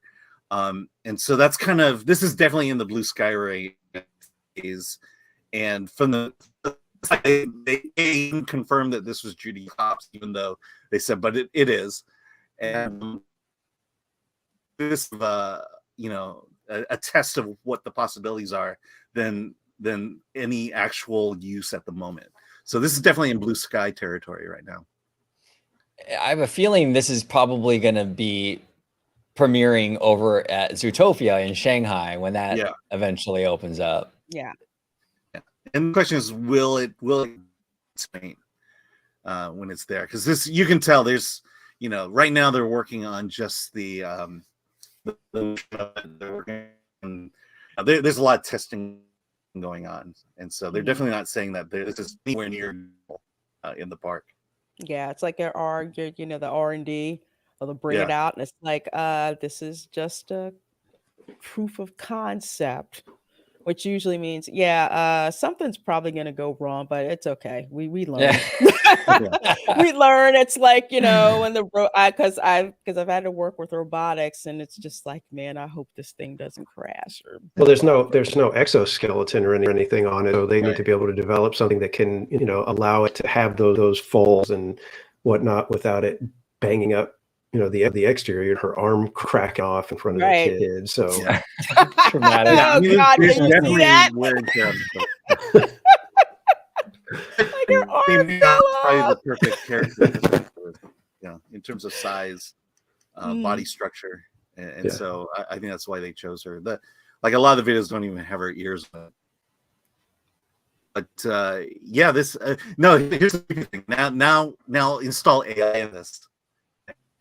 And now she talks. She roams the park and talks to you. That'd be cool. Yeah, that's great. Yeah, that'd be cool. That'd be cool. Okay. It's a cool. Go ahead. Yeah. Oh, I was gonna say it's a cool little robot. I mean, especially for this early on in the design process, it's pretty impressive. Yeah. I'm digging this, and I see a lot of potential with this thing because, you can do a lot more characters. It doesn't have to just be Judy. It could be you can do anything really, and bring them penguins. You could do a full-on parade with Mary Poppins and penguins. Exactly. Exactly. I would love stuff like that. So or the white rabbit from Alice in Wonderland. I would freaking love that. The possibilities are endless. I love it. Yeah, I'm much more impressed by this than I was by the Spider-Man show at Avengers Campus. I mean, I get that the robot, is in the air on its own. It does the, maneuvers or whatever, but that's not that of a deal, honestly. This, you crawl out of the box, fall and get up, and then take off on the rollerblades. That's impressive. Yeah, that's impressive. Yeah, it's next level. Totally. Now all they got to do is get this little guy to walk around the parks, and right? I'm gonna be hunting for him on Saturday. Him and his dad, like, where are you? So I can get pictures, of you. So to kind of hit our last two topics, really quick. If you want to see it, Avatar. Oh, sorry. I have one. If you want to see. Oh yeah, absolutely. Go ahead and bring that up. Okay, so now this one is Tinkerbell, and it's in park. It's a character experience that is. You had my attention at Tinkerbell. What does Bruce smell like?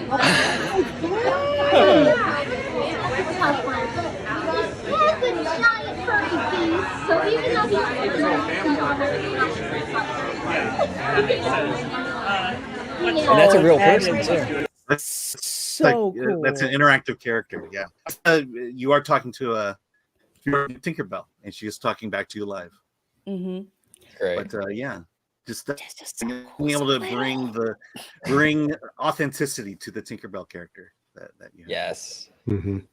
Well, and that's the cool thing about these projects is that you can do more on model characters. Like you can have Chip and Dale that are actually Chip and Dale sizes and stuff like Mhm. that. You know, it's great. I love it. It's awesome. Yeah.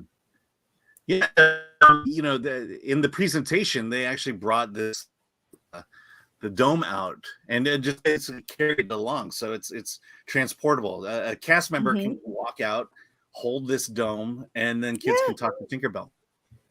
That's Oh my awesome. gosh, that is Yeah. so flipping cool. Yeah. Love it. I know that it's magic when even though I'm an engineer, I'm like, I don't want to know how it works. I don't want the engine spoiled for me. Just don't. Hey CJ, it's my thumbnail guy. Yeah, that Tinkerbell thing looks wild. I pretty would love. cool. Oh my gosh, I would love that. Yeah. That's so cool. Man, thanks so much, Yeah. Alan, for sharing that My with pleasure. us. Very cool. Yeah. Amazing. I love it. I love it. So let's see. Let's go these last two really, really quick. So it turns out that Avatar experience is coming to Disneyland. So apparently, Bob Iger announced this during the Q1 2023 investors call. Now, what do you guys think of Avatar, or we should say, put this way, at Disney World, it's called Pandora, the world of Pandora, Yeah. Avatar. I'm So sure it'll be what do similar. you guys? Yeah, that's what I'm thinking. So what do you guys think about this coming to Disneyland? Yeah. And Well, first, and number two, You know the obvious first question, right? What? The obvious first question is where. Yes. Yeah. And I was just gonna tell you. I was just gonna say the perfect spot for it. In my opinion, the perfect spot for it. We have a lot of kind of wasted real estate at Disneyland. We have Autopia, which is really outdated like crazy. We have the submarine lagoon ride. We also have the old motorboat cruise area. There's a lot of land there. I would put Pandora right there, and it kind of fits perfectly because it straddles Tomorrow and Fantasyland, Tomorrowland and Fantasyland. So and Avatar really does kind of fit in both of those lands kind of nicely. It's very much the future, but at the same time, it's very much fantasy as well. So straddling those two lands, I don't know. I mean, that would fit really nicely. It's kind of right next to the Matterhorn, so you have all the nice rock work on both sides. I don't know. That's where I would put it, but what do you guys think? Yeah, Yeah, I would agree with you. I think I both love. Autopias. Yeah. No, I was just saying. I think both Autopias enough land. It's nice. You know, I think, you know, if you're gonna put it at Disneyland, I think that's the place. I do question though. You know, I guess they brought Indiana Jones to Disneyland. I just don't know that I associate Avatar with Walt Disney. That's the thing. Yeah. Yeah, I think that's a good spot for it. Only concern I have is the scale. Because when you're going to be at the hub, if you've got something looming over in the area, you could end up throwing the scale of Matterhorn off, and it could just look kind of weird. But they do the floating rocks. There's no guarantee that's necessarily what they do. If they go the water, they may not need the floating rocks, floating mountains or whatever. In which case, then they could do something a lit shore and still have it feel grand when you're in the area. But I definitely want them to keep a feature on that side of the park. They need to keep a lagoon of sort, just because otherwise that entire half of the park becomes just concrete jungle at point. So Yeah, But it'll be. if they sorry, do go it at the Autopia, if they do it at Autopia, the coolest thing will be the monorail will go through it. Yeah, and that's the thing. They don't have much backstage area to go. They basically have the train tracks, and then after that, they're butted up against the corridor or backstage for the parade. And then to the east of that, they've got the 5 freeway ramps that they're not probably not going to be able to move. I know IG. There's ways to do everything. That one's pretty big. Then you've got the train tracks, and then the corridor that runs along harbor that allows backstage Disneyland crossover to get to some of the front areas. So they're pretty hemmed in. So anything they would do, they may have to basically dig out a little bit and then build a subterranean layer for either attraction, or that's where you walk, and then the attractions are above on the next level. So it would be considerable work if they're going to make it as grand as Animal Kingdoms. Yeah, because with Animal Kingdoms, first of all, that area is beautiful. It is gorgeous. You don't even need to see the film, which I didn't for years. I only saw it like last year. I still think it's overrated. Loved going here. Just the way that they've replicated it, you feel like you were actually in the land of Pandora on that particular planet. I mean, but they have a lot more land in that area for Pandora, because there's like the water ride, the boring river ride that they the slow cruise ride that'll literally put you to sleep, and then they have Flight of Passage. I really cannot see Disneyland not getting Flight of Passage, because that's an attraction where it's worth You feel good? it's worth the Oh, three. yes. Oh, now I'm back in Lorraine. There you back. But yeah, that ride, I mean, people have waited 3 hours in line. That one is actually worth it, because I think the total experience time exclusive of the queue is something like 15 minutes. Wow. And you're immersed from the moment you hit the queue all the way through there. Literally, people are not in a rush to get through that queue, because it's themed and it's literally like ripped right out of the movie. So if you guys get Flight of Passage, that won't require a whole lot of space. It's almost set up kind of like Soarin' in a way. So I would hope that you guys would get, if you get Flight of Passage, it may be updated for Way of Water. Yeah, that's true. It might be Way of Water, because we're talking, I mean, this is James Cameron we're talking about, and also the Way of Water would kind of work better if they do put it in that motorboat sublagoon area. Yeah. like Casual was talking about, you would want to have a water feature there, because we have the lagoon. We don't want to lose that. So if you theme it to Way of Water, well, there you go. It can be mostly water. And then you also don't have to worry so much about the floating mountains kind of interfering with the scale of the Matterhorn and maybe even the castle. So maybe that's the route to go. James Cameron has alluded to. Go ahead. Go ahead, Alan. Sorry. Oh, no problem. What do you think about the idea? What if it was just one grand spectacular ride, like Flight of Passage, a photo ops area, and a gift shop? Do you think that would be just enough to bring to this park to make it successful and make it something worth coming to? The Navi River journey portion is seen as a very nice scenic adventure, but it's always been kind of looked at as nice. It's okay. It doesn't necessarily book vacation packages, however. Now, James Cameron has alluded to utilizing the Flight of Passage technology for a Way of Water type adventure. So that would work even if you were to deliver a Flight of Passage type experience in updated form. I think that would work out quite nicely. I mean, people really do respond to that experience viscerally and emotionally. Yes. And I think that would definitely book vacation packages, to your point, for sure, Alan. Now, they obviously have to get you through the gift shop. So that would be an imperative as part of any experience, I think. A gift shop and restaurant complex, and especially for Disneyland, which, I mean, OG, how many times have we talked about how the food offerings are very, very limited in that park? I think they only have 4 sit-down restaurants right now, and only a handful of counter service. So that would absolutely be a component, and that's kind of why I'm thinking this Avatar experience. I know a lot of people kind of poo-poo it and say, "Oh, it's not going to be anything big. It's not going to be anything, revolutionary. It's probably going to be an overlay for the Jungle Cruise, or they're going to put it in Revolution Challenge Trail, whatever." Listen, guys, James Cameron doesn't do anything half measure, and in order to capitalize on a now $5 billion franchise only after 2 films, by the way, that's more than Disney has produced with Star Wars, they're going to be looking to capitalize on it big time, and the only way they can do that really is with a kind of mini-land concept with those extra ancillary sales, let's say.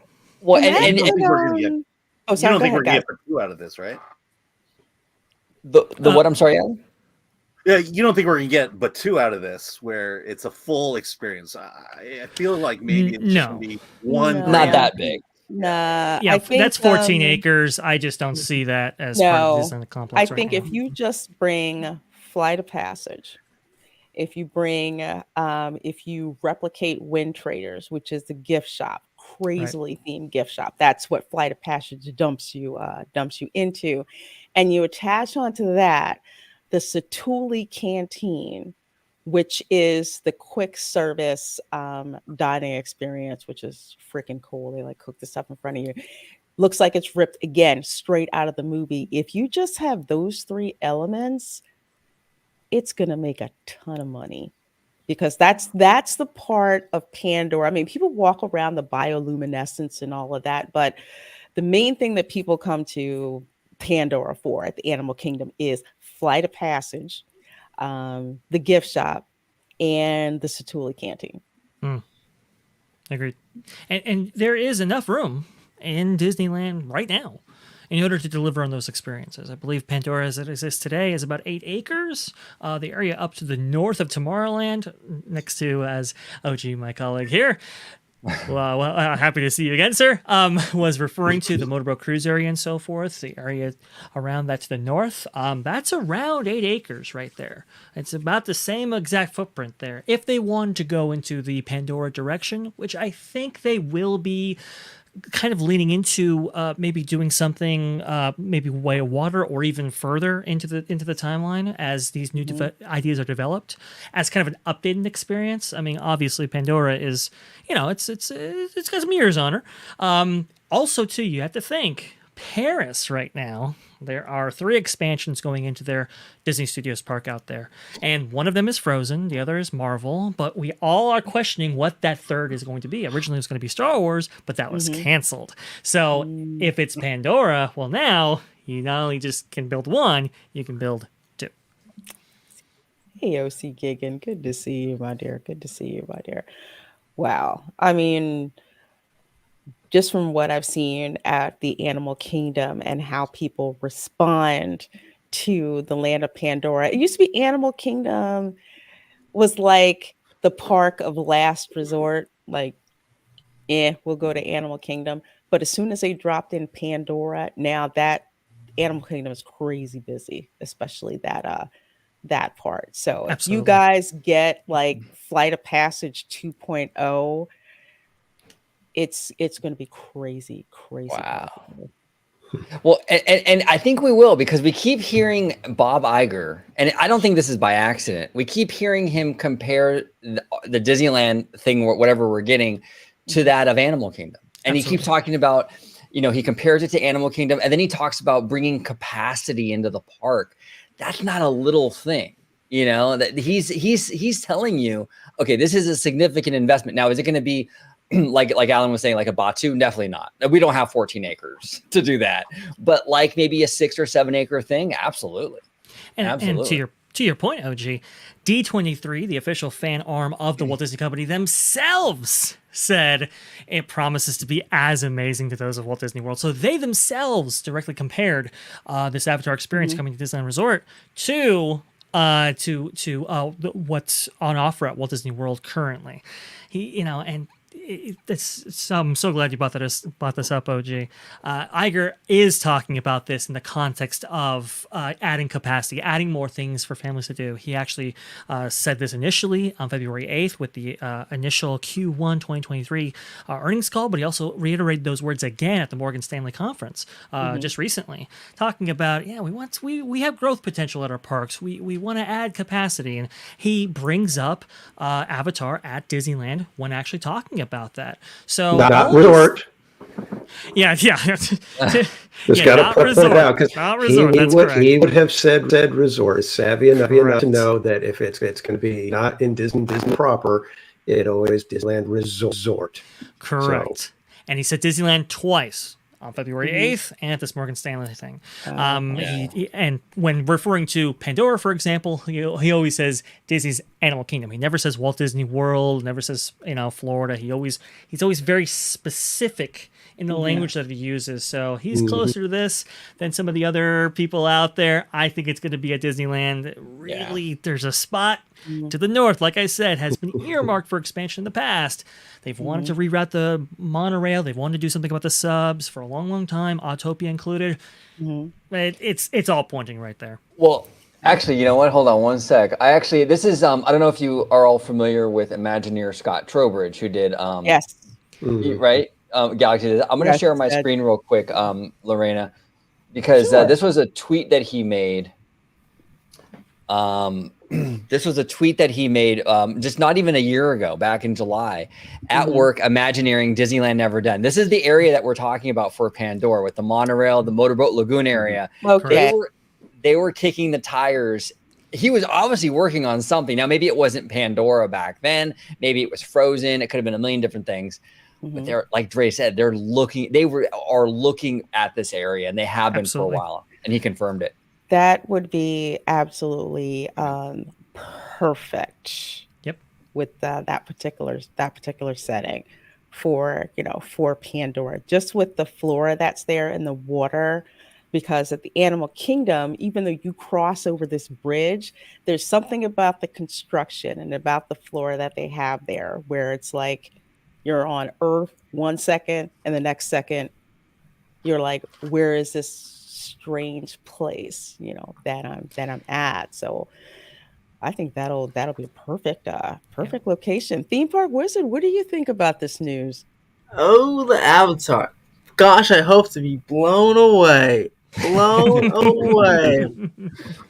I was so excited for a second, and then I got really less excited. So I'm hoping almost anything should blow me away. But my interest has dramatically dropped, unfortunately. But I wish Bob Iger stopped being or Disney stop being dumb. I hate when they do. Just say it. Stop saying the same thing over and over again. I made a whole Twitter rant about this. Stop saying the same. Either just start building it and don't say anything, or just start saying it. Like in his Avatar experience, you're gonna love it. Oh, then he says the same thing in that stupid thing. That Q&A. Oh, Avatar experience. Okay, let's go talk about something else now. Like, shut up, man. Just say it or don't.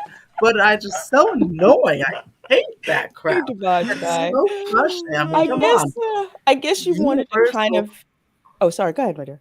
Well, come on. They were building the Velocicoaster, and they didn't. That's just what I was gonna say. That was the worst kept secret. Like, what coaster? Come on. And then they made fun of it. They said it's a churro stand, and then they gave you free churros on opening day. That's great stuff. But and they do this all the time with this crap. Look at this. Guess what's coming next? Guess what's coming next? When? In 8 years? Or what are you going to tell me what it is? And I know they see. Chapek told you that he sees all the online stuff about the Disney superfans. If you move a popcorn or move a churro stand, they get all upset. So you know what we're saying online. So they know people keep arguing about the location, whether it's an experience, a ride, or whatever. And they're just sitting there and looking at you. Oh, it's so frustrating. It makes me so mad. I hate them. They're terrible. Just say it. Go ahead. I think if you did it the universal route and you just started building something, you're going to have the same amount of speculation and arguing on the internet. See, I didn't say do that. I'm just saying, just say it. Just say what the experience is. What is it a ride? Is it a land? Just say it. And if you don't know, That's fine if you don't know, but don't keep bringing it up and not saying anything new. Like, I you don't have to bring it just up at walked in the Q&A. building like a couple months ago. I don't even know what it is. God, the seat's Oh, not boy. even warm yet, Okay, so Wizard. in Come that on, give case- us some time. So you say it one time, but then you don't. He literally said it one time. Then he said it a month later. That's almost the same words. Just you don't need to say it again. Just. But here's the thing, too.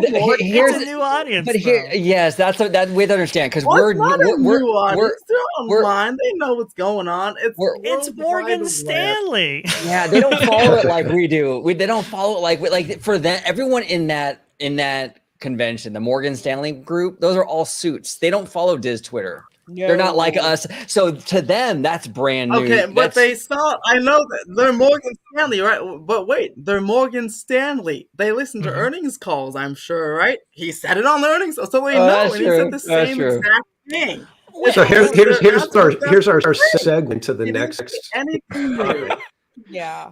If they're going Go ahead, to, T-Part Casual, sorry. they have is they could run the same issue that they are dealing with Splash Mountain, where, oh my God, okay, we got to change it. We're going to change. We've got this great idea, and then they actually start crunching numbers and doing everything. And realize, oh, well, we can't do what we had originally intended. Yeah. So let's read this. Exactly. And then as they start releasing some details of that goes back to my same point. Then don't say it at all until you're ready to go. But You gotta get people excited about the product.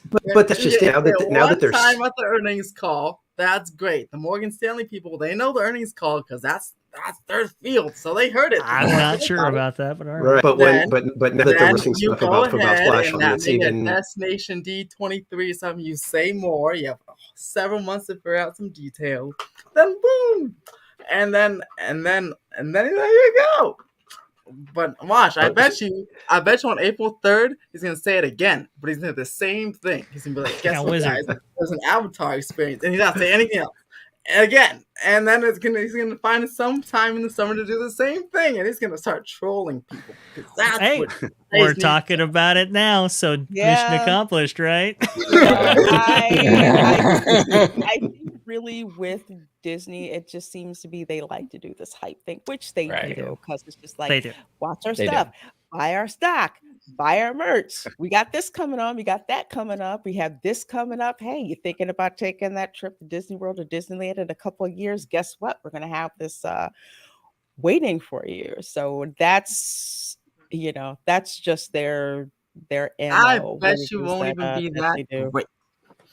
Which one? Avatar? Yes, I think it will. Mm, I think it will. hope it will. Yeah. Yeah, I I'm hope gonna it won't I'm even gonna be that disagree. great. If literally, unlike with the Tron attraction, Mhm, they can take what they put in Animal Kingdom or mhm. Flight of Passage, That's drop what I'm it hoping. in I want my Disneyland floating mountains with but I have- everything, Yeah. and it'll work. But hopefully That'd be it amazing. will, because speaking I of have my fingers Imagineering, crossed. and actually Theme Park Casual talked about this, the segue going into this is that Bruce Vaughn is coming back to Disney Woo! Imagineering as Chief Creative Officer and co-head.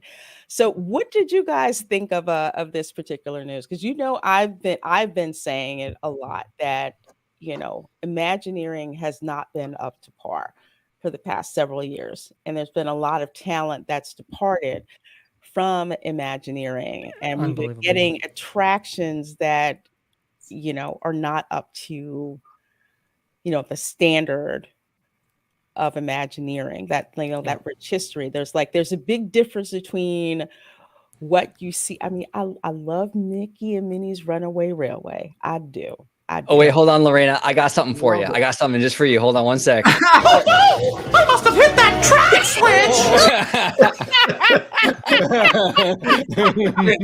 I do love that. It's that cheesy physical 1930s Disney comedy, and I freaking love that ride. I do. But it's a difference between say that attraction and we'll say Haunted Mansion. Yeah. Yeah. and it's very, very clear Yeah. how Imagineering was with putting that together, and Imagineering with putting together Mickey and Minnie's Runaway Railway. So do you think, in your opinion, and we'll kind of go around, we'll actually start with Vash down at the bottom. Do you think this is going to improve things or not improve things at Imagineering? Well, and you kind of have to, there's a timeline here a little bit. When attractions like, even Avatar, Pandora, right? Cars Land and even it's at a certain point Galaxy's Edge, Bruce Vaughn was really at the kind of the head of a lot of that up until he left the company some years ago. But in that time, and this is kind of the a lot of these projects recently coming out have been like good enough, okay, it's just it should be here, and it's just a little bit short, right?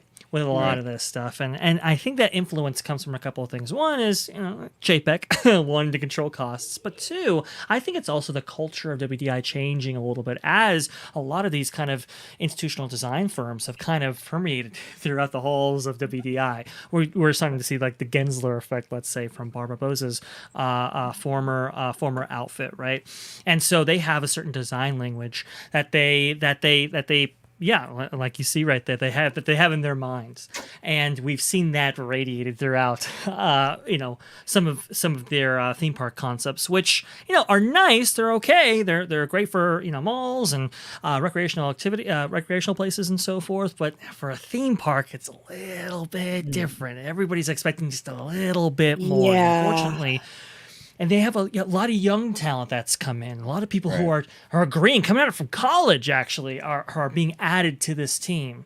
And we've seen a lot of the legacy guys, a lot of the veteran Imagineers leave at this same time, right? So you have a lot of people coming in, not a lot of experience, and that torch that should have been passed down, not actually happening. And then you have Barbara Bosa at the top there, who previously, for the head of Imagineering, that's always been led by somebody who's been tenured, who's been there for a lot of years, right? Barbara Bosa, she just joined a couple of years ago, and now she's leading the division while also learning how to operate it, learning the ropes behind this design firm that's world renowned, let's say. So it's caused some problems. It's caused some chaos. Some things are not hitting deadlines. Some things are going over budget. Some things are coming out less than ideal in expectation and so forth, right? That we just talked about with Tron, for example. And so I think this bringing in a Bruce Vaughn is a little bit of the old guard coming back. Somebody who knows how the company, how this division of the company should be operated, knows kind of the language, knows how a project, what a project should look like at certain stages of development, know what the business should look like from a function standpoint, right? Bringing that in at this crucial time now in the post-JPEG era. Now with Josh's his own career's on the line at this point, right? Because remember, he's in that CEO rotation as those viable candidates that Bob Iger and the board are looking at, right? I think at a pivotal time when they've lost so many people, and like you said, Lorena, when they announced that when they announced the Lake Nona move, for example, that got into Imagineering. They lost 90% of their workforce, from what I understand, right? And JPEG era and all that, low morale. This is a breath of new life, and it, I think, will assist dramatically in the creative output. As Bob Iger himself has said, we're a creatively led company. Bruce Vaughn, I think, will assist in that for Imagineering. I think, however, there's more that needs to be accomplished. It's not just the name; it's what you do when you get there. Yeah, no, you're absolutely right, Vash. Like there's nothing inherently wrong with the younger group of Imagineers right now. There's nothing inherently wrong with that. But when you only have the younger group, fresh out of college, and they're green, and you don't have these seasoned vets like a Bruce Vaughn or a Joe Rohde kind of like guiding the ship, it leads to problems. So I think with Bruce coming in to kind of guide, this younger generation, I think that's a positive thing. It also signals to the other Imagineers, the other big names that have left, hey, you know what? I'm back. It's okay to, the water's warm, come back in kind of thing. I wouldn't be surprised. Update your resume. Right. Oh, yeah, exactly. I wouldn't be Yeah. surprised if we see more come in. It's a big deal. Also, I think that and Wizard will probably have an opinion on this, but this is one of the big worries. I think that Universal Creative recently had like an exodus. A lot of their top people, Mike Hightower, Terry Coop, they left. They took their retirement packages and left. That's worrisome because we saw what happened with Imagineering when a lot of these seasoned vets left. They keep an eye on that because you never know. And also, the reason why I bring that up is, do you think that unless they sign some sort of thing with Universal, maybe some of these guys and gals can go over to Disney now? Interesting. They can snatch them up. I'd be very interested to see if this gentleman, I think his name is Theory Coop, I think his name is, or whatever. He's brilliant. He's been very successful at Universal. I wonder if Disney now, because they're kind of like looking for these seasoned people, I wonder if they're going to try to kind of lure them in. I'm very Where curious. did Scott Trowbridge come from? Scott Trowbridge. That's right. Right. IOA extraordinaire, let's say, right? So Disney and Universal have a history of passing around talent. But like OG said, Bruce Vaughn could be that honey to the flies, so to speak. Go ahead. Well, here's my with Bruce Vaughn. A guy of that stature isn't necessarily, sending out the resume for jobs. If he's coming back to Disney, he's saying, I want to be able to be in control.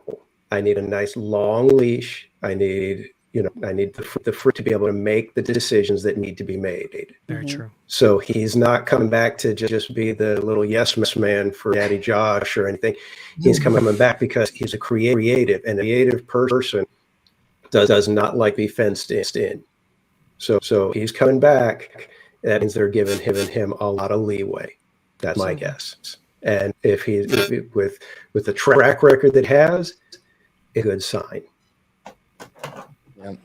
Oh yeah, this guy when he left Disney, I think it was in 2016, he went on to be like CEO of some other company, and like he was very it's like a very well for himself. VR firm, Dreamscape, and then he was at Airbnb.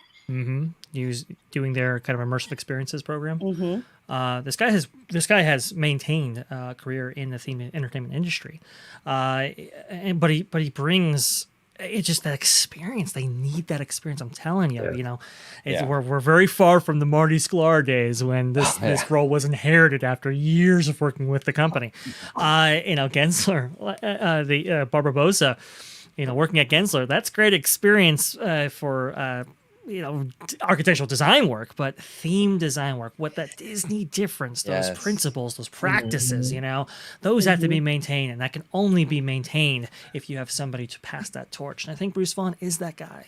Yeah. And I agree with you because when I look at this, I immediately think, oh my gosh, that looks exactly like what the Connections Eatery at Epcot looks like. I was thinking Creation Shop. Avengers Campus. Yes, where's Avengers the Polynesian DVC town? Oh, the Polynesian, that refurb, I'm telling you, that broke my heart. I took my nieces and nephews, they were like in town like over the holidays or Christmas. And I said, oh, let's go over to Polynesian. You guys like going over there. And we took them over there, and they're just like, there's something wrong.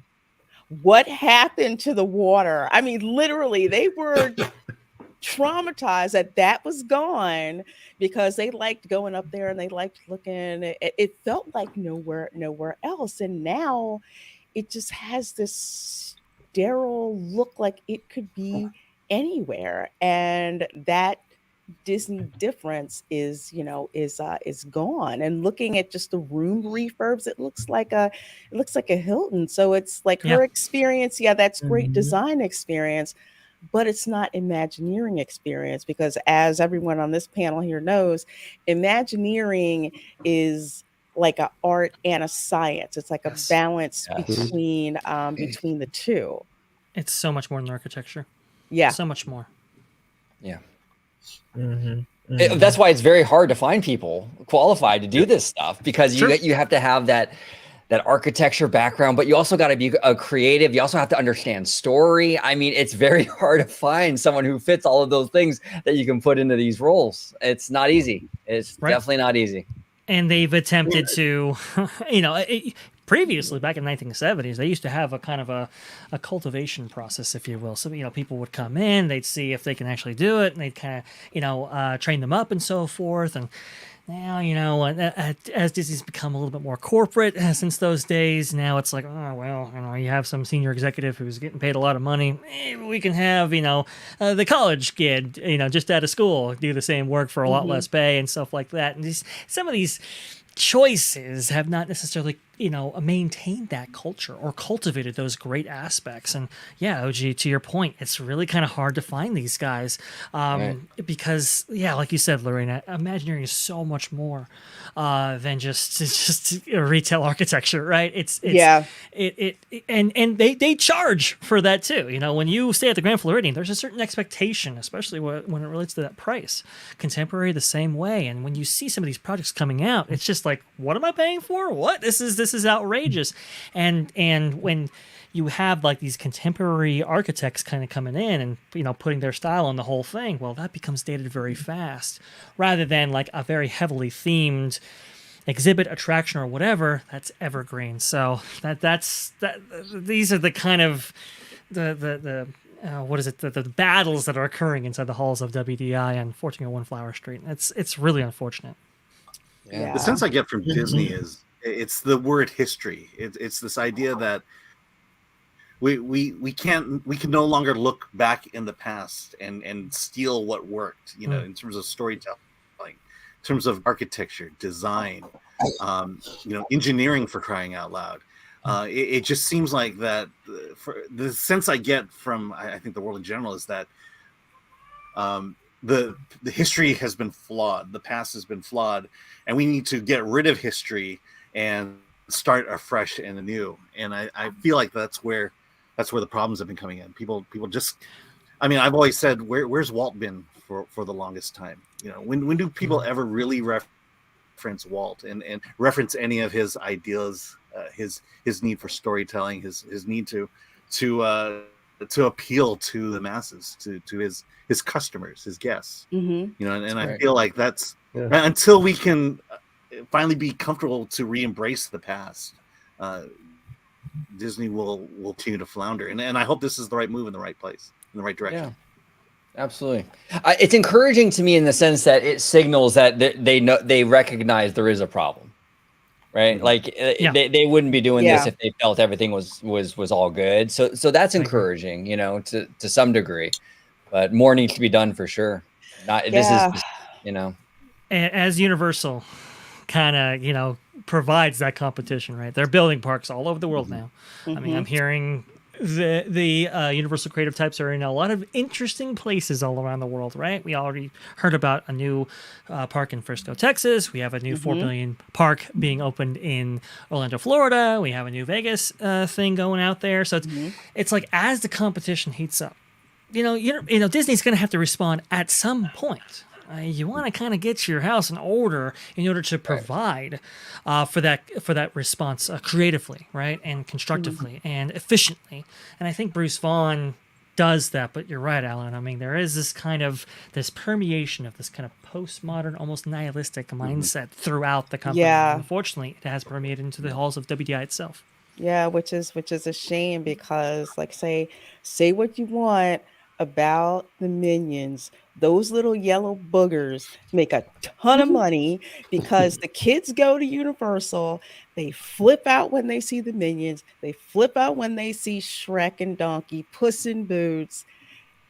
That's all they want to see. And I think I was telling somebody, I happened to see finally watch Puss in Boots The Last Wish.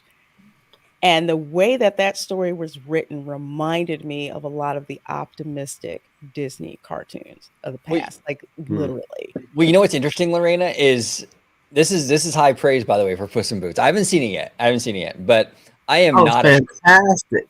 I haven't seen Shrek yet. I mean not Shrek yet. What am I saying? I never liked Shrek, the original Shrek, right? That was not my thing at all. It's just not my style. I don't like that super meta thing. Yeah. But I will say this: Puss in Boots, I know, is a offshoot of that franchise. I really want to see Last Wish. I think it looks really, really good. The little that I have seen, like little clips on like Twitter and stuff, freaking hilarious and adorable. Hey, you know what? They nailed it with that one. And it looks like they're going to nail it with the next one, which is the Mario Brothers movie, which is now tracking at $100 million opening weekend.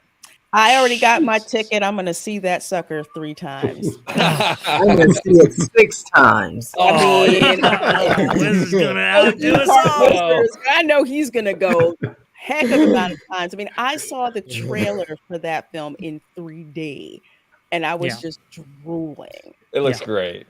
I'm just like, oh my God, I'm going to spend so much money seeing this movie. But yeah, hopefully Disney will make that swing back to making, that optimistic type of entertainment that we really need, because people are looking for escapism. And that's what Disney used to provide. So hopefully this is good news. And hey, Jonas J. Campbell, I have got to get you on my channel, my dear. He says, I love that we're all still talking about Puss in Boots. It reminds me of back in the day when my big fat Greek wedding was still in theaters like a year later. Yeah. It is insane. I mean, people kept telling me it was good. I didn't get a chance to watch it. Then I finally watched it on Peacock, and I was just in tears laughing from like the beginning to the end. There's even Disney jokes in there. I'm not spoiling it for anybody, but let's just say I'm like, oh, okay. That's accurate, That's funny. But it was done, in a really it made sense with how that happened. But yeah, it looks adorable. It really does. It is so adorable, and I still can't believe that's Antonio Banderas. Oh my gosh, that's just him. He still looks good. Yeah, he still looks good, and he is absolutely hilarious. That's funny. As Puss in Boots. Fantastic. It's great. Folks, you know what? As always, time flies on the show. I love getting together with the fellow theme park geeks. I have the links in the description box to pretty much all of their channels. So just kind of want to go around, everyone, shout out their channels, where they can find you, what you have coming up, and we'll start with Theme Park Casual and go around the horn. All right. Well, thank you again for having me on, Lorena. I love coming on to your channel.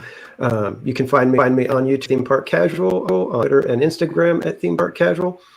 And you can join me tomorrow, probably around 2 o'clock, be live at Disneyland. Ooh, okay. Fantastic. Wow. Nice. I'm looking forward to that. Hopefully not raining. Yeah, hopefully not raining. Hopefully no rain. Hopefully no rain. We're not even going to think about that. Okay, OG, Orange Grove, where can folks find you? You can find me on YouTube, Orange Grove 55, where I'm joined by Mr. Vast Guy. He has his own show, Freshly Squeezed, over there on the channel.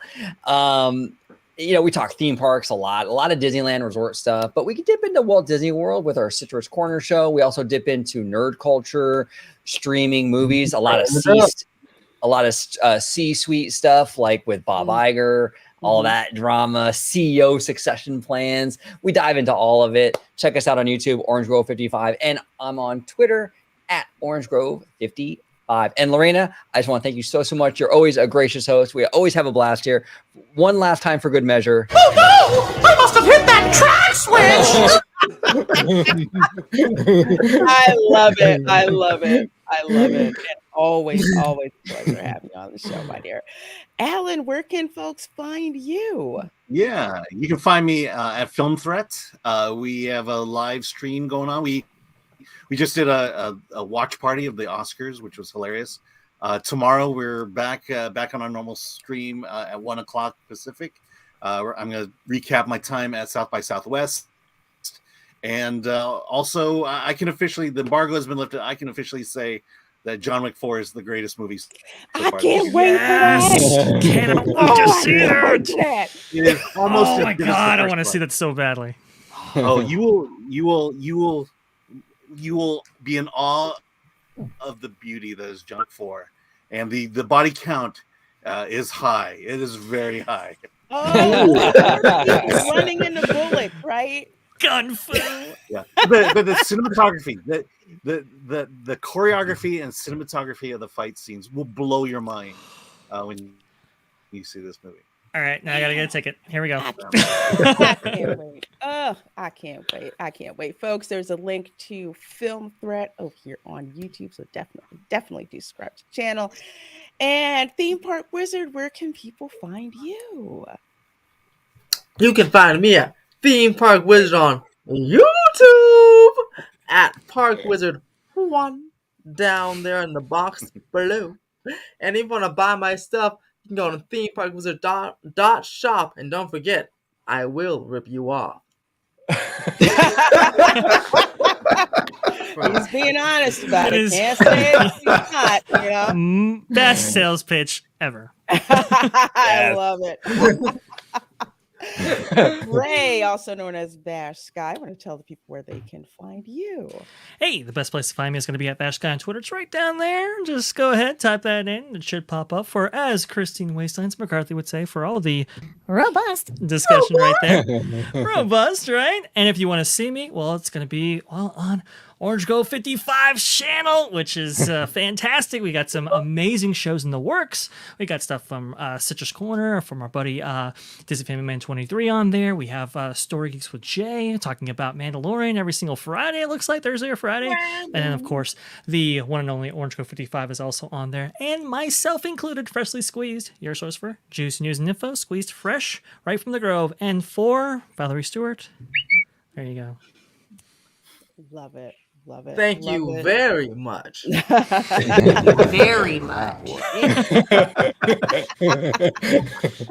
Well, folks, of course, you can find me on Twitter, where I talk about everything from pop culture to theme park news to whatever disrespectful dessert that I happen to find at the theme parks, and I have to post pictures of it. You can find me on Instagram and, of course, here on YouTube, doing various live streams, videos, hanging out with these guys here tomorrow at 7 p.m. Eastern, the video premiere of the John Wick 2 watch party, consisting of myself, her of Positive Fandom, and Retro Nerd Girl. And yes, we are doing all 3 John Wick movies. So we did John Wick 1, John Wick 2 tomorrow night at 7 p.m. The video premiere drops, and Saturday at 7 p.m. ET, John Wick 3 watch party. So watch out for those. Also check out our reviews of Mandalorian season 3, which drop on Saturday